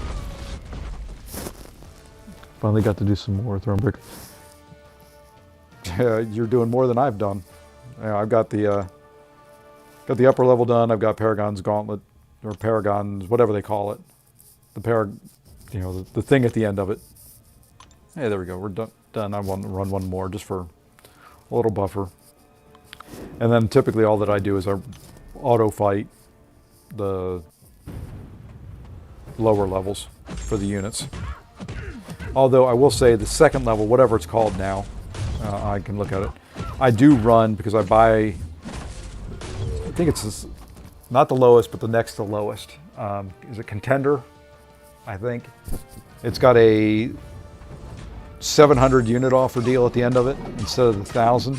And you get 5 of the 30% champion boosts. You know, I will buy that a lot. I'll probably do that again next month since Necropolis is coming out. You know, I will, if I run it fairly early, it's going to be with 30% boosts on. I'm going to boost up the whole way on it, just because, you know, I struggle in some of the bigger content like that. I'm not a long form fight guy. I am let me get in and out of a fight in 30-second guy.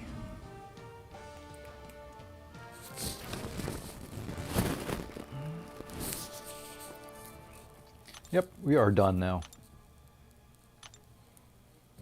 So yeah, let me see. I don't even know all the levels. I just know I just go all the way to the right or all the way to the left. So Proven was the one. So yeah, I did get Thronebreaker done. So I've gotten Thronebreaker, I've got the Paragon's Gauntlet. I don't run Cavalier. I used to. You know, and it's got some nice 6-star shards in there, but we get so many 6-star shards now, I don't think it's worth running. I've got so much tier 5 basic in Overflow. The only thing in there would be the Sig Stones, and I've even got those in Overflow now, so not sure what maybe the tier 1 class, well, it's tier 1, that's not even worth it. Maybe the 10% tier 2, but it's not worth all the time and effort to run the Cav version of the event quest anymore, so I don't know. Well, let's go look at our deck, see who we need to shuffle around after the rank ups. Well, see, that's my problem. I start doing long form content, you know, and I want to do it all at one time. I don't want to take breaks, and I find that I get tired in fights, I get frustrated, and I just brute force. You know, it takes over. I don't like, you know, I don't know. It's kind of hard to explain. I don't like failure. I don't, you know, if I've got a plan, I want to get it done. You know, I like getting things done, and that's a downfall in the long form content in this game. All right, do we want to bring Iceman in? I don't know if he'd be a pain in the butt defender or not. Who can I get? Let's get rid of Angela. Much as I like her, and she is an attack tactic champion. Let's do that. Do I have Viv? No, I want to get Viv in there too. Try her on defense. Let's see, who can we get rid of and bring Viv in?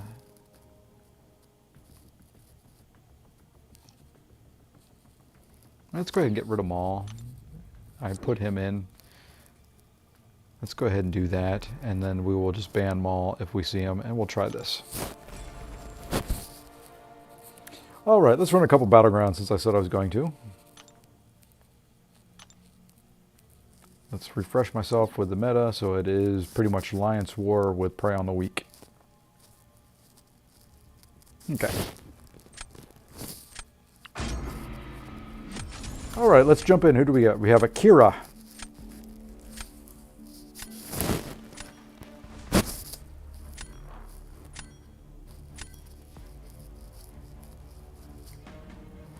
Like I said, I ban Ascended Herx, I ban Maul. That's easy, that's 2. Who else do we want to get rid of? Not worried about a 5-star thing. Granted, he's Ascended, so he's pretty high up there. Let's just get rid of Kitty. I don't have her in my deck, don't use her, so.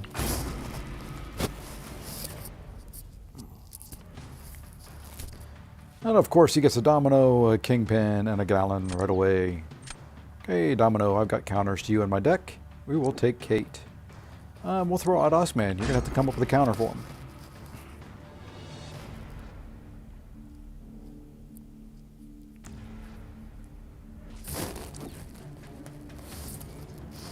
Let's see.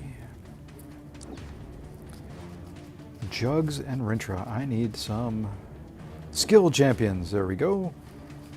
Or science champions. Do we want to do both of them? Nah. Let's put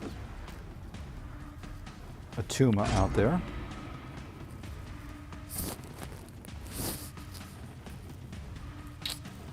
Let's see. Yep, I was going to say that Hulkling and ooh, Mojo. Okay. Well, we'll put Silk. And... that's tough. Let's go Kingpin.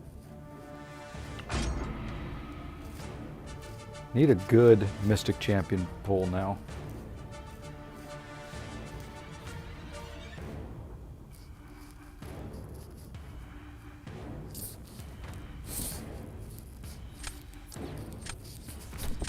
Okay, I'm not worried about her. I've got Silk for that if need be.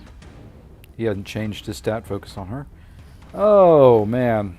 Oops, I forgot to put my 7-star in there for Titania. I need to go. I'll have to change that after this.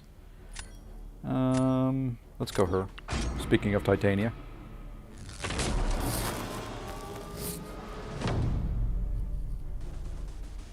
All right. Let's see how we do here. Okay, I did not pull a domino counter. Oopsie. Okay, good.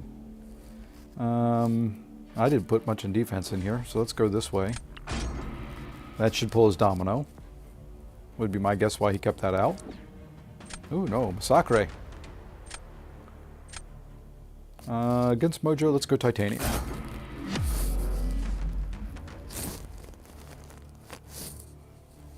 Alright, let's see if we can do this. Should have had my 7R2 in here.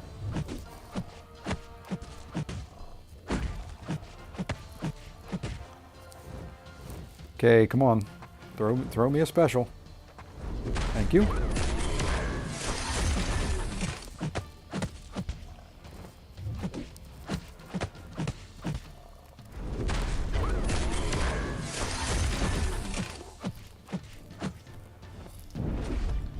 Okay, you can throw again.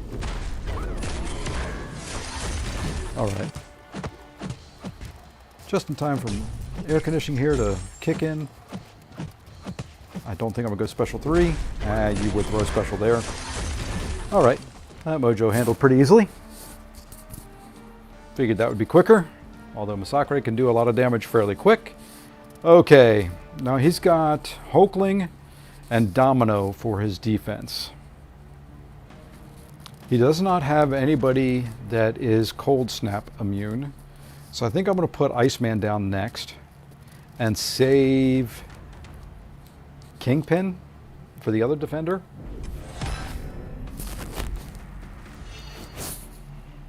You know, Iceman's going to take somebody down a chunk. Then I just have to be faster. I have a feeling he's going to throw Domino or Hulkling. Would be my, or he could do Rintra.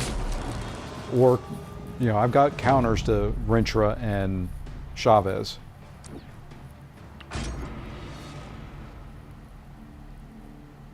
You know what? I think I will save. There's Domino. Okay. So who do we want to use on Domino? Let's go ahead. We've kind of got to use Silk there.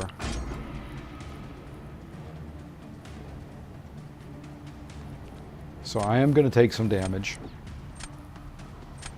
Okay, he's going to get a chunk down Rintra, which is... Okay. Be interesting there. Juggy's not going to be able to get his buffs up until he gets to a special 1.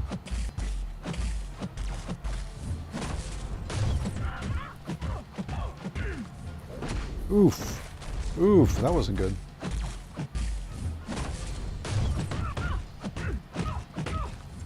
There we go. That stun took. Thank you.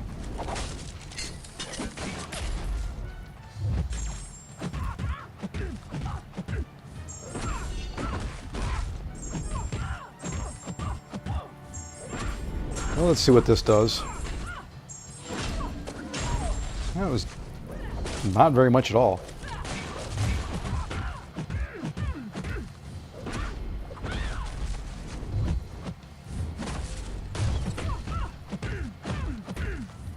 Ooh. Okay, I gotta stop trying to go into the heavy.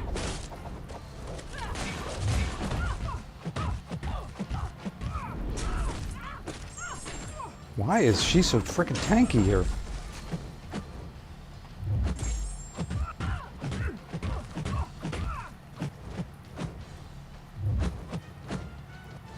Come on.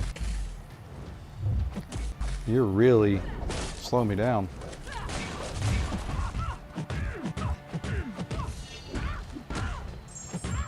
There we go. Not the cleanest fight in the world, but good enough. Awesome.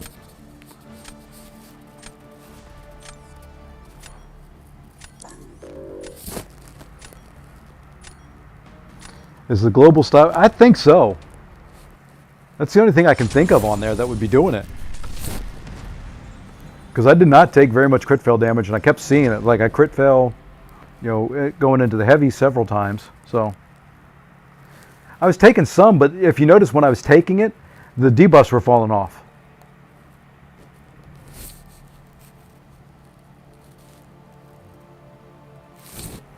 So I don't know. You're watching it probably closer than I was when I was doing it, but you know, I took some. But at some reason, you know, even when I was unlucky, and I didn't mean to, I dexed out of the special one. And didn't take, you know, didn't take the hit damage, so I don't know. Okay, this is against Wolf 67. Whoops, I didn't put my 7-star Titania in again. Okay, well, we're going to keep with the Ascended Herc. Let's look for Maw. There's Maw. And let's take Kitty. Let's do the same 3. Okay, so Mantis, Nick Fury, and Thing gone. Well, it worked last time. Let's put Iceman out there again. He's got somebody he can counter. He just has to bring him. There it is. All right, so we're just going to do that and that. Ooh, no. Let's go Kate. Love Scorpion to death. Want to use him more, but that's more. I need Kate in there more. Oh, we'll use Iceman against Korg. Won't be a win, but it'll be a good throw champ. All right. Now let's bring Titania in. And let's see, who does he got? Let's put Rintra in there.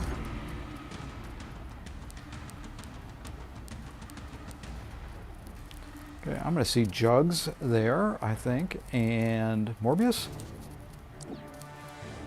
Oh, Titania.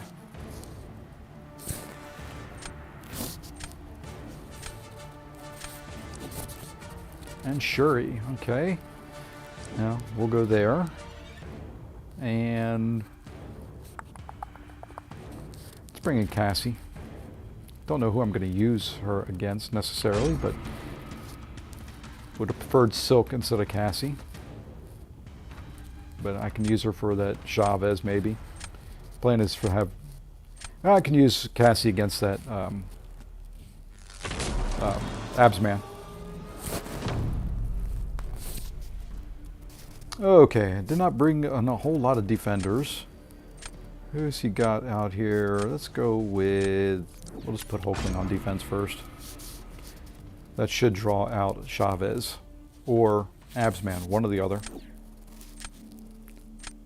And there's Korg, and I hate that I'm having to pick now because we're just going to do Iceman. Okay, and that did draw it Absman, good. Good. That's kind of what I was hoping for there. That's what I was hoping for there.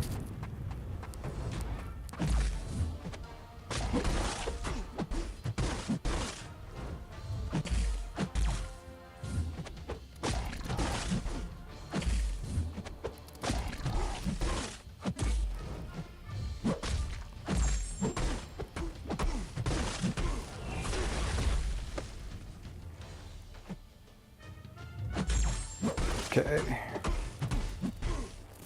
Come on, throw a special.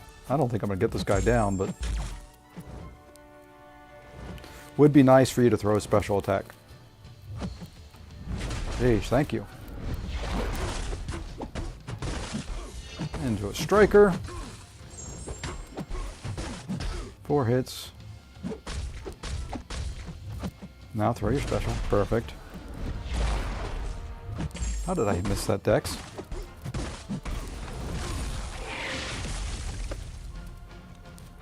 Wow, his rock shield just seems to be coming back pretty darn quick. Oops, too quick on that. I'm just going to take the damage. I'm going to try and get him down at least. Perfect.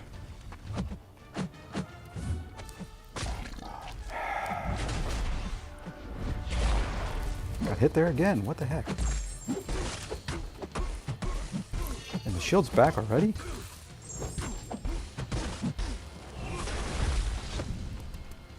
Come on, I want a heavy. Oh, that didn't do very much.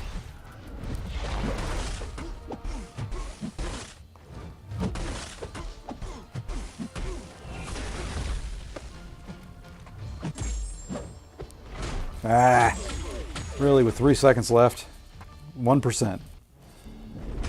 Yeah, I figured that was going to be the case. Okay, that's kind of what I wanted there, though. Got rid of one of the Mystic champions I didn't want to fight. So that helps me out. That helped me out there. Let's see if I can come back now and win the last two. I'm expecting I'm going to see a Hulkling.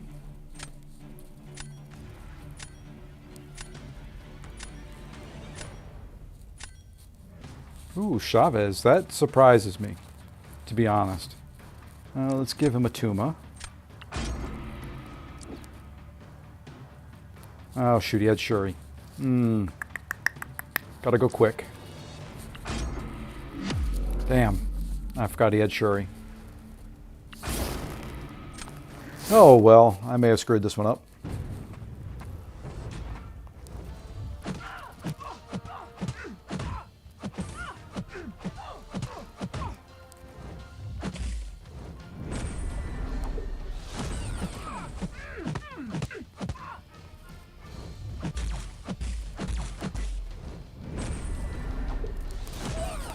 Damn it. I was trying to... Okay, I'm going to go special too because I need to go quick. Okay, thank you for throwing right away.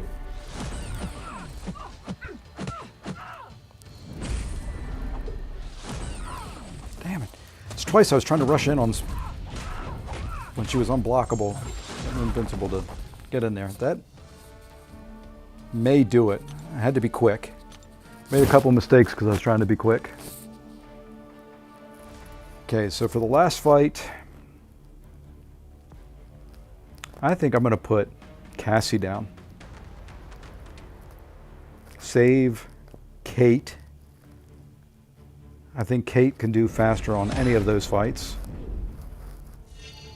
than what he's got against Cassie. Hope that she gets an evade in there. Pull some damage. Screwing up is what BGs are for. Yeah. But even screwing up, I finished at 90% health. It wasn't bad. I just took thinking I could rush in when I had unstoppable and blockable for that last hit of the special.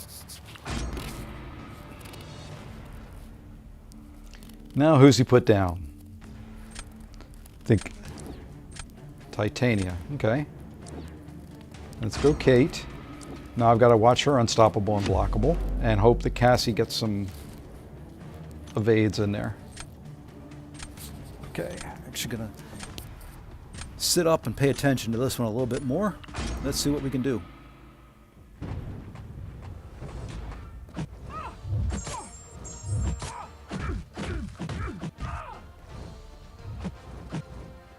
Haha, I watched out for it and I didn't lag.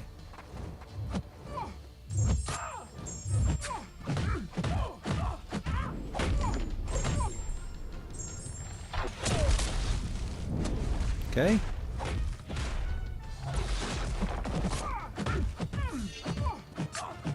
Okay, refresh the cold snap. Why can I get the evade there? Get this in. Perfect.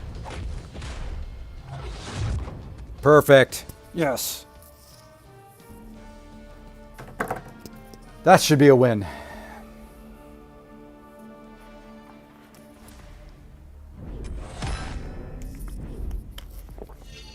And Cassie did Cassie things.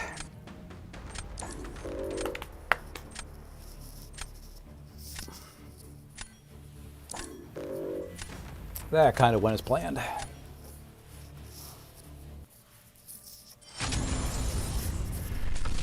Yep, 7-star titanium now. Thank you, sir.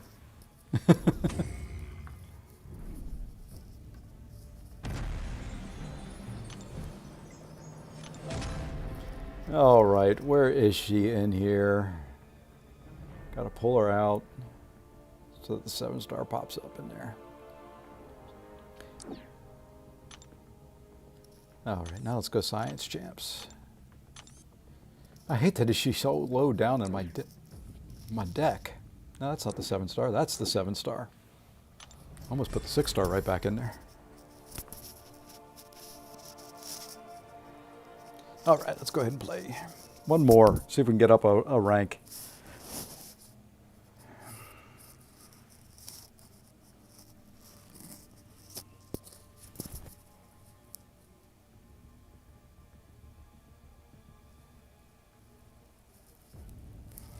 Oh, I've liked this meta. I think so far I still just have one loss in it. I've said that. Now I've jinxed myself. There we go.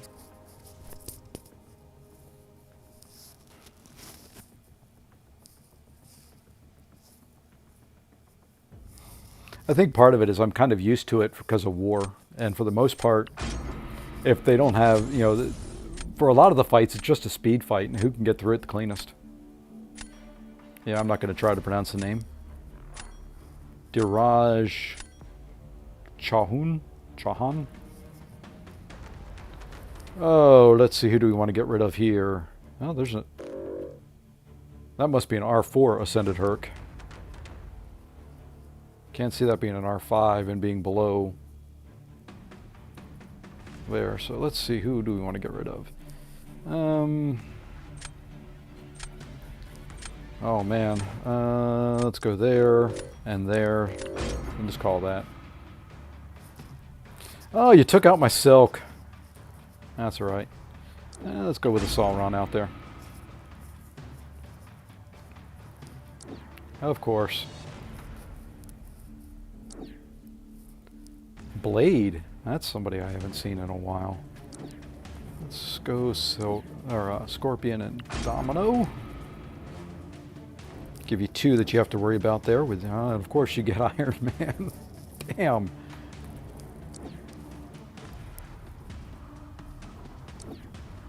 Ooh, okay.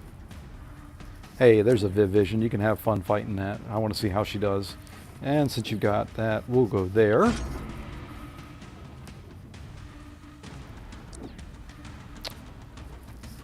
Cal. I can fight that.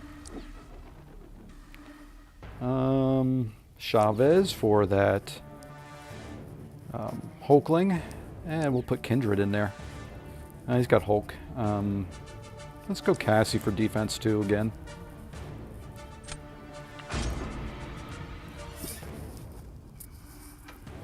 Hey man, how's it going?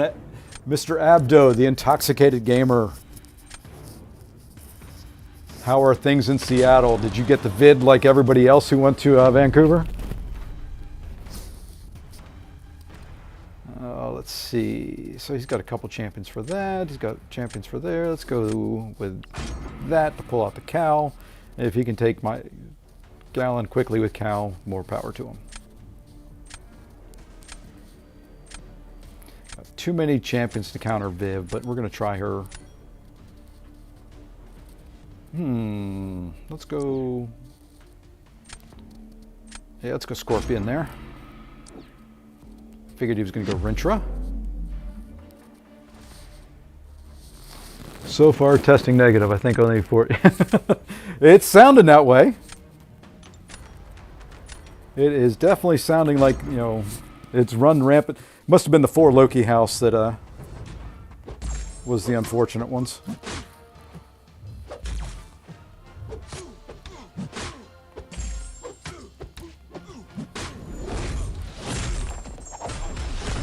All right, now throw your special right away. Why? You're taunted, please. Oh, come on. Jeez. All my debuffs wore off you while you were dancing around.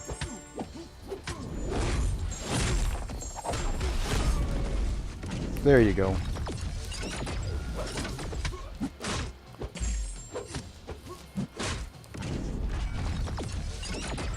I caught the tail end of that.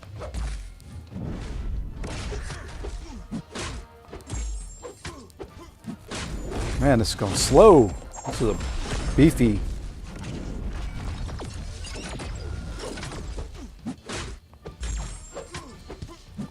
Okay. Throw me another one. Whoops, I forgot about his shield. Oh well.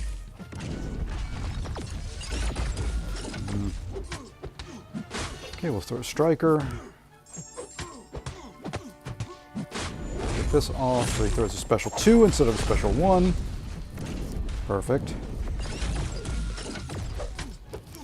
Get enough up so that he cannot regen up very much. It's going to keep him about the same.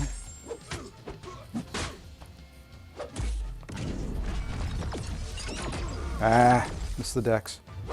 The one time. Well, we'll get him down. I don't think it's fast enough, nor do I think. Come on. Really? Oh my gosh. Oh, wow. Wow. 0.4%. Let's see. I was in close proximity to everyone testing positive. I'll test again tomorrow, but feeling fine other than my voice still being gone. I was about to stream, but I recorded a short vid, and after 5 minutes I realized I still couldn't. Yeah, well, you know, definitely take care. Your voice is your moneymaker. You know. Let's see. Who do we want to put in there? Let's just throw Viv out there. I don't expect to win this one. I just want to see how she'll do. And, you know, actually, let's go with Sauron. Domino, well, I'm not going to put Domino on defense either, but let's just try it.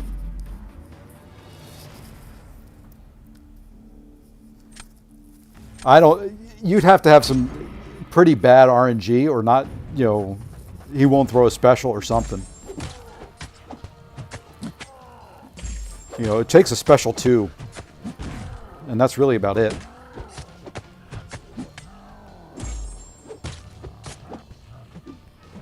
Come on now.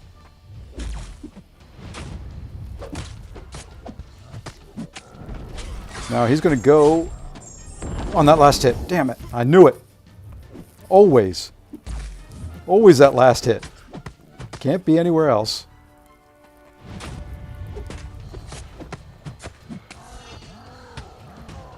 I'm going to have to go for special 1 and see if I can get a couple heals off maybe.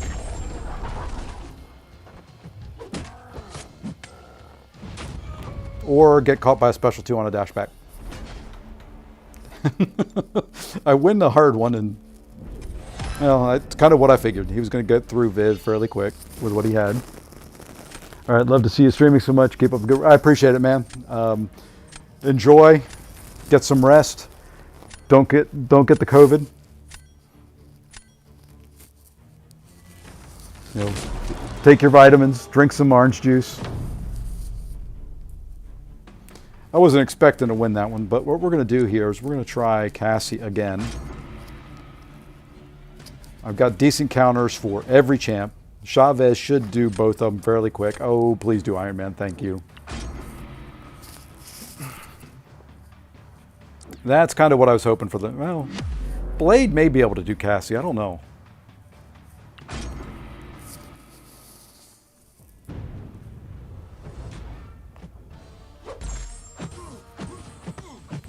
If I lose this one, it's because I did not account for him using Hulk on offense.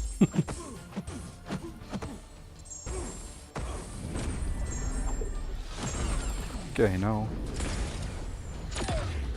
Ah, I'll take the armor break though.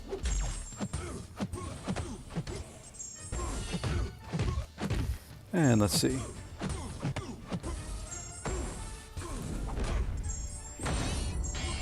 And there we go. Yep, she handled Iron Man fairly well, I would say.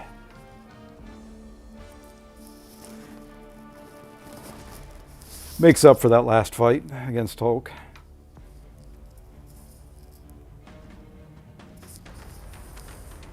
I just don't know how you, when you have an awakened Hulk and you're fighting against him, how do you prevent him attacking back at you, or, you know, going when he goes unstoppable on that 15th Fury? Is there a way around that? I've not fought him enough since his buff to really know the best way of countering that.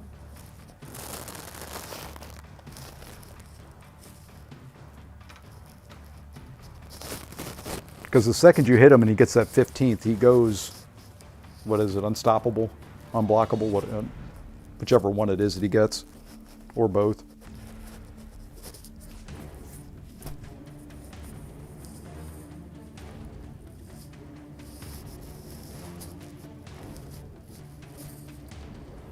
Yeah, I thought Cassie might slow him down a little bit, even with Blade.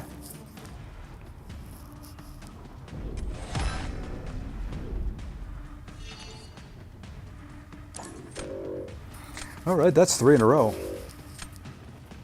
Chavez cheat code. Yep. Unduped, don't matter. You know,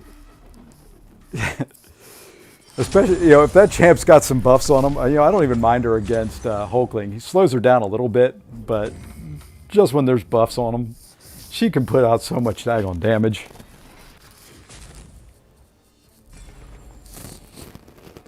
You know, it's funny, you know, I think the majority of my favorite champs in this game are female now. You know, you've got Chavez, you've got Shuri, you've got Silk, you've got, let's see, Chavez, Silk, Shuri, Kate. I even like Danny Moonstar. I like Cassie Lang, you know, good number of them now are female. And they're some of the hardest hitting ones out there.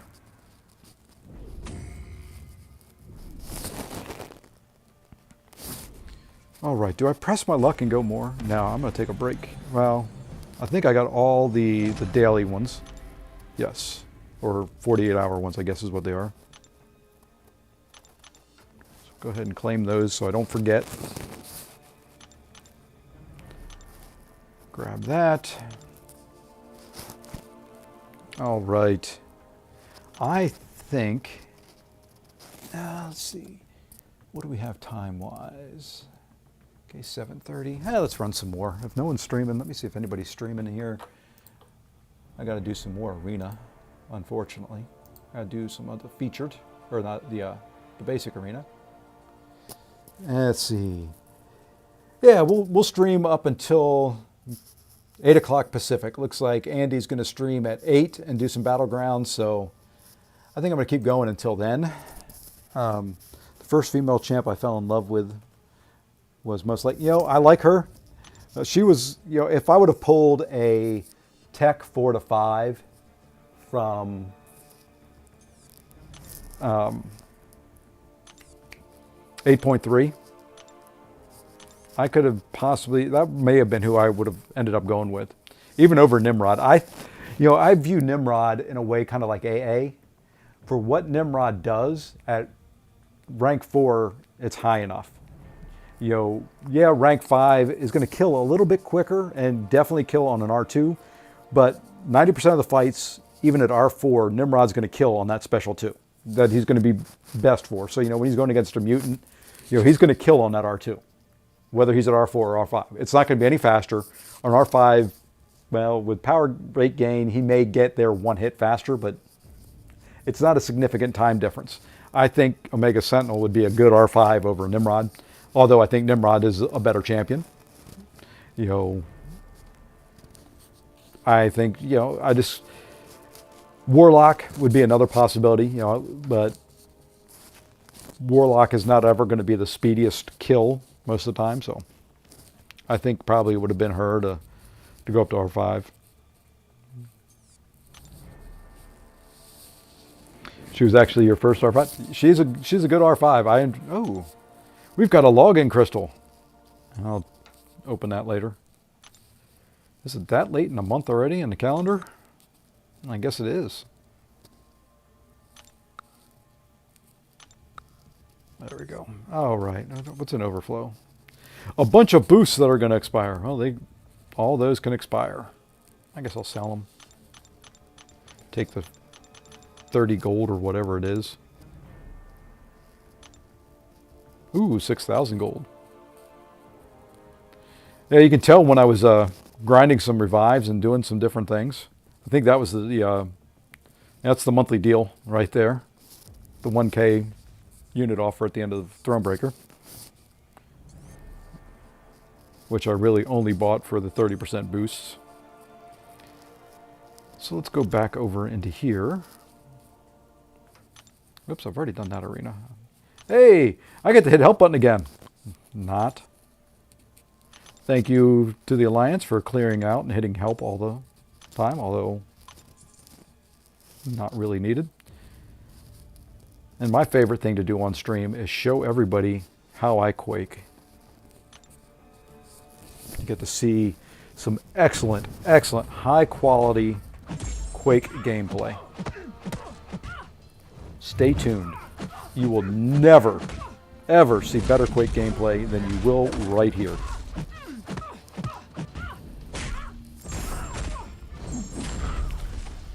I am the best Quaker you will ever see.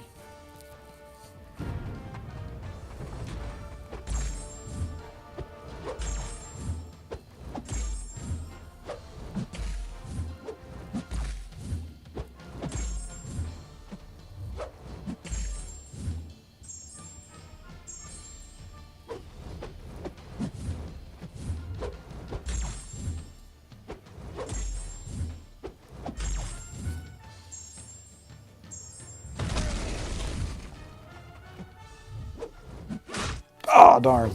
I was doing so well. I was getting so proud of myself. Got him down to 2%. Not sure. Yeah, I have a few. I claim all my rewards 2 times a week. Thursday morning and Sunday morning. I kind of claim them all at one time for the week. It just kind of how I do it. I like just kind of, although I do have to claim Alliance Quest rewards and use the glory up.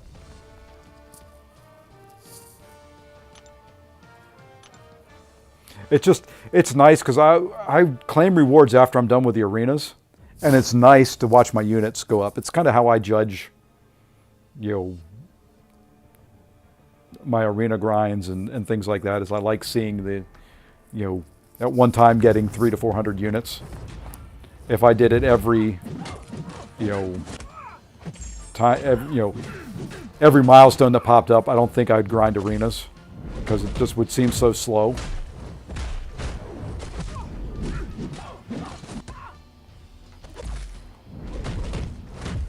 You know, I'll go in there and grind special ones out of there. You know, grab. Sometimes, you know, I'll grab the milestones from Battlegrounds.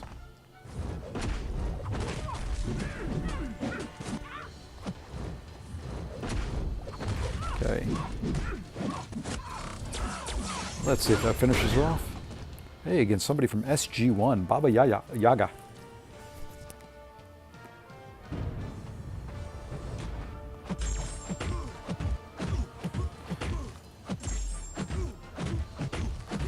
Problem that I've run into with Ascended 5-star champions, especially in Arena, is it will throw you against 6-star R5s a lot.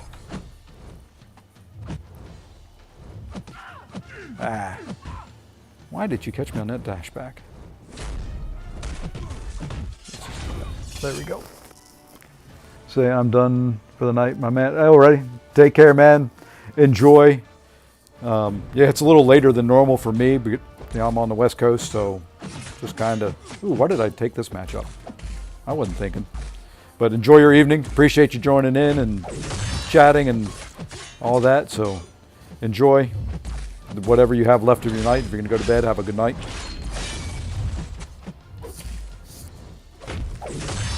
Yeah, I took some damage there. I don't know if this will be a victory. Because I'm going to get screwed here in a minute. Well, actually it didn't screw me. But this special 2 will. Yep.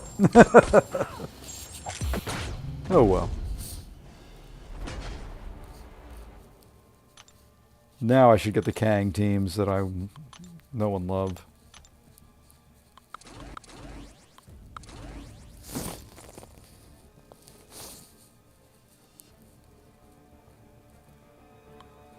All right, let's just go that way. Oh, we've got a Thanos team and a Kang team and all that kind of fun stuff now. For a couple fights. You know, I may, even when I'm done streaming, kind of jump over, watch Andy continue streaming and finish up these arenas tonight. But then I don't have to touch the game, other than maybe auto fight some of the lower event quests to get a couple EQ milestones and then get some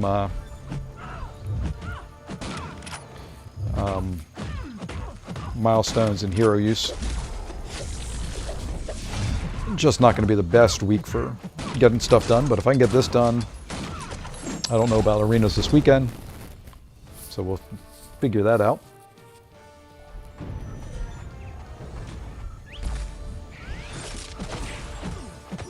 You know, the other thing that was kind of cool about Vancouver was, you know, kind of the appearance of a dorky diggity Dave. I used to love his streams, man. Him and BG would be my daily dose of MCOC. I loved watching the two of them. I'd watch BG on replay and join Dave live whenever I could. It was good to see him out and about with some folks. I kind of like the BG surprising people up in Vancouver. You know, I feel like, you know, I know the two of them just because I've watched so many of their streams that, you know, kind of invested. It was nice of BG to kind of surprise everybody and keep everybody kind of, you know, thinking that he wasn't going to be there.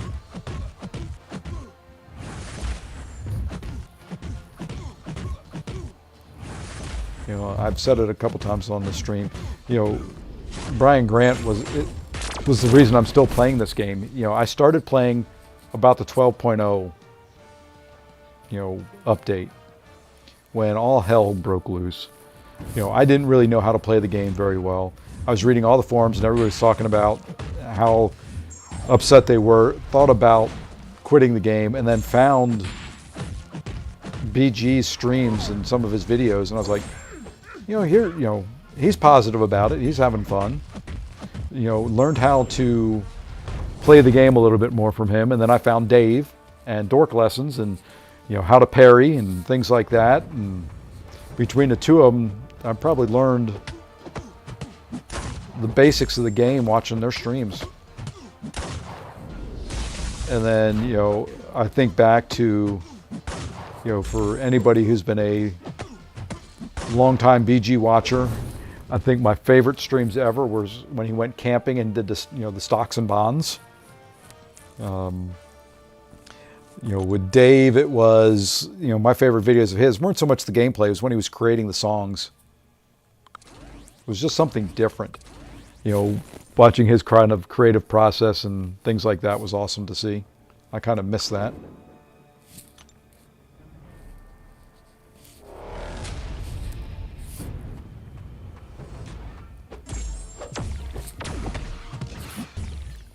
You know, when I think about, you know, YouTube and those guys, I have sent 4 super chats in my life on YouTube. 2 were to Brian Grant, and 2 were to Dave. And not so much so that they would read my comments, but more just as a thank you. You know, they have provided me hours of entertainment. So yeah, I mean, that's, I think, the biggest thing that I regret from not going to Vancouver. Although it would have been great to meet everybody in Fort Loki and hang out with them. It would have been great to see Kabam's headquarters and, you know, kind of hang out there a bit. But, you know, it would have been fun to see those guys and just kind of thank them in person for, you know, the amount of entertainment I've gotten from them for as much as I've had to pay for it, or I guess as little as I've had to pay for it, you know, is by far the, you know, outweighs any other entertainment device / hobby that I've ever had.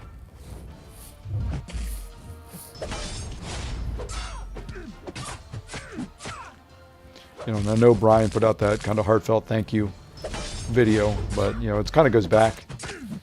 You know, there's not anywhere that, you know, if I watch, you know, an hour and a half to 2 hour stream of his a day, you know, it's more TV. That's more than what I watch on TV, and I pay more for my TV show watching and Netflix and Disney Plus, you know, YouTube TV, whatever other streaming services I've got, Apple TV, Prime Video.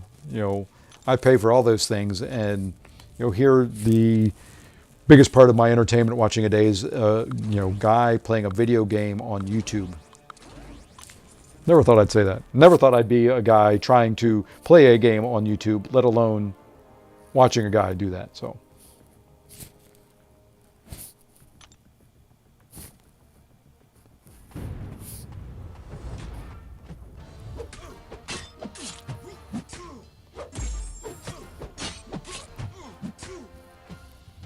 Okay, why are you gaining tactical charges so fast there, Fury?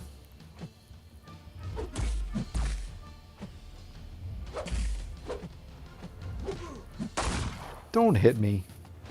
Throw your flippin' special. There we go.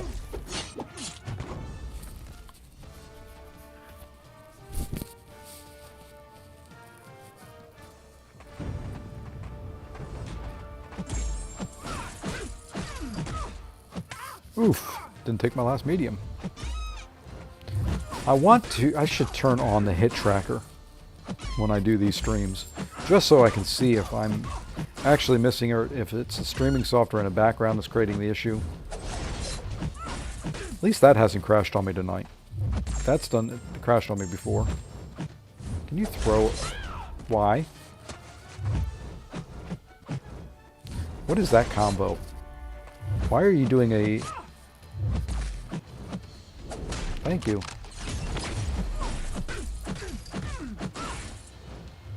Just die. So, you know, starting to get a little tired again. Need to get pumped up. Probably should go back and run some more Battlegrounds. That got my blood going more than the mindless arena grind. But if I don't do the mindless arena grind now, while I'm talking, I won't get it done because I will fall asleep. Probably should drink some water. What do you think? Yeah, let's grab a drink.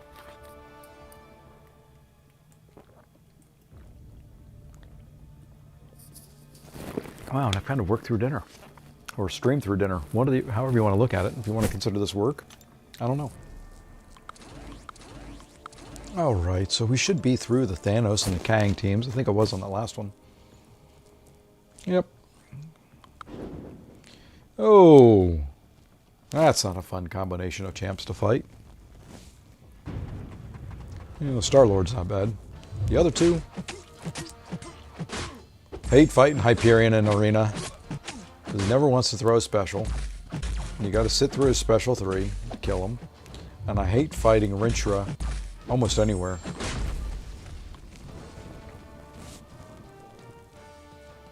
Just boring. Rinchra fights are just boring. I make more mistakes in Rinchra fights because it's just boring. And how is that not a parry? Well, let's see if he goes to a special 3. Oh no, good. Voodoo's a champ I used to love. When it was, I think Hugh may have been, was he my first rank 5 star?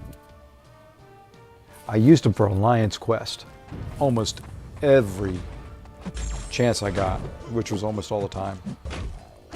You know, his heal, although it's not much, you know, it was just enough to keep me topped up. How did you dex that quick? Thank you. You know, I always look for champs that I can use to heal in Alliance Quest. Whether it was Corvus with recoils on, now it's Herc with recoils on. You know, before then it was, I would use Hype, you know, and do his special 3 and then heal up there. I would use Voodoo. Let's see, I would look for ways to get armor breaks on me in fights so that I could heal up that way, or other debuffs that weren't, you know, doing a whole lot of damage, weren't taking me down too quick.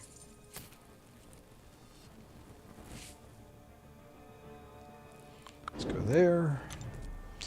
So, you know, that's kind of my way of getting through Alliance Quest, is champions that can heal themselves. You know, that's why I use Hercules now. Don't use Hercules for his immortality, although it does come in handy from time to time. It's more for his ability to heal up from recoils. That's what, you know, I'm so happy war season's over. I don't care about the rewards. I don't care about placement as much, although I'm disappointed with where we're going to finish. I've got 2 weeks with the recoils on that I don't have to change my masteries at all. So nice. You know, I grind arena a lot, and with recoils it's just more fun. You know, it's quicker. You know, I was able to, you know, like I said, the featured arena done to all milestones in, you know, roughly hour and a half, hour and 45 at the outside, from start to finish. You know, we'll take it. Okay.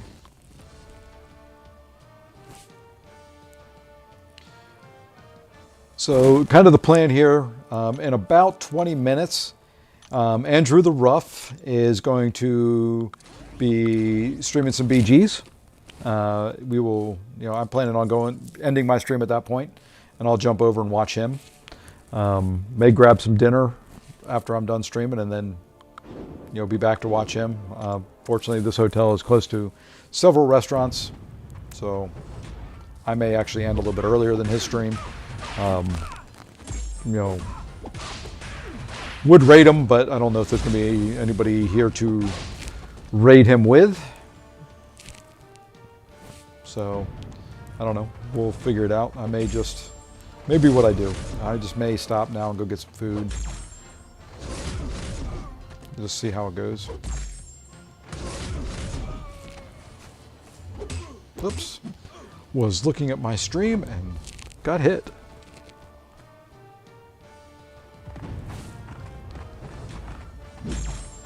So kind of, you know, I'd said it before, kind of after the Battleground tourney, but I'll say it again, you know, really kind of proud at how 4Loki represented themselves, even though, you know, Lags and Andy may not have won, you know, may not have gotten through the first round matches that they had.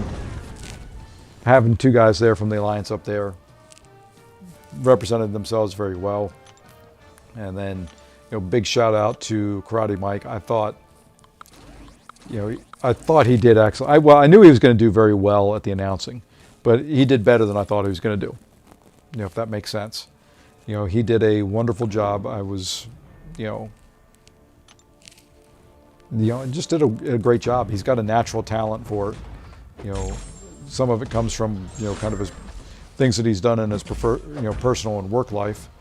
But, you know, he did a great job. Seemed comfortable, seemed relaxed, seemed at home. You know, I know he was probably nervous, but couldn't tell. You know, I thought, like I said, you know, during the event and after, I thought he did one heck of a job at it. So, shout out to him. You know, shout out really to all 4 of them that did it. that's not an easy thing to do. You know, being on camera, having to talk about the fights, things like that. It takes a lot of game knowledge, takes a lot of personality, takes a lot of practice. And they don't really get a chance to do a lot of practicing at it. So, all in all, I thought they did very, very good. For the most part, day 2 of the tourney was much better than day 1 as far as the production value goes. So, I think with that, I'm at 20 rounds in the arena. I think for right now, I'm going to call it there. I'm going to go get some food, come back. I'll finish the arena off while watching Andy. That'll give me something to do in between me having to eat and head to the airport to pick up my wife. So do want to thank everybody that joined in. I greatly appreciate all the support and everything that you guys are. This is a great community. Just want to thank you all. Appreciate you. Looking forward to doing more and more as I try and grow the channel. I appreciate the likes. Please hit the like button if you haven't. It does greatly help, especially smaller streamers as they're trying to grow channels and things like that. It does provide a lot of help. Anybody that would like to subscribe, I do appreciate that as well, more than you can tell and more than you'll ever know. So do want to just thank you very much, and we will see you guys later on. And now I'm going to give it a few seconds to kind of get caught up and enjoy.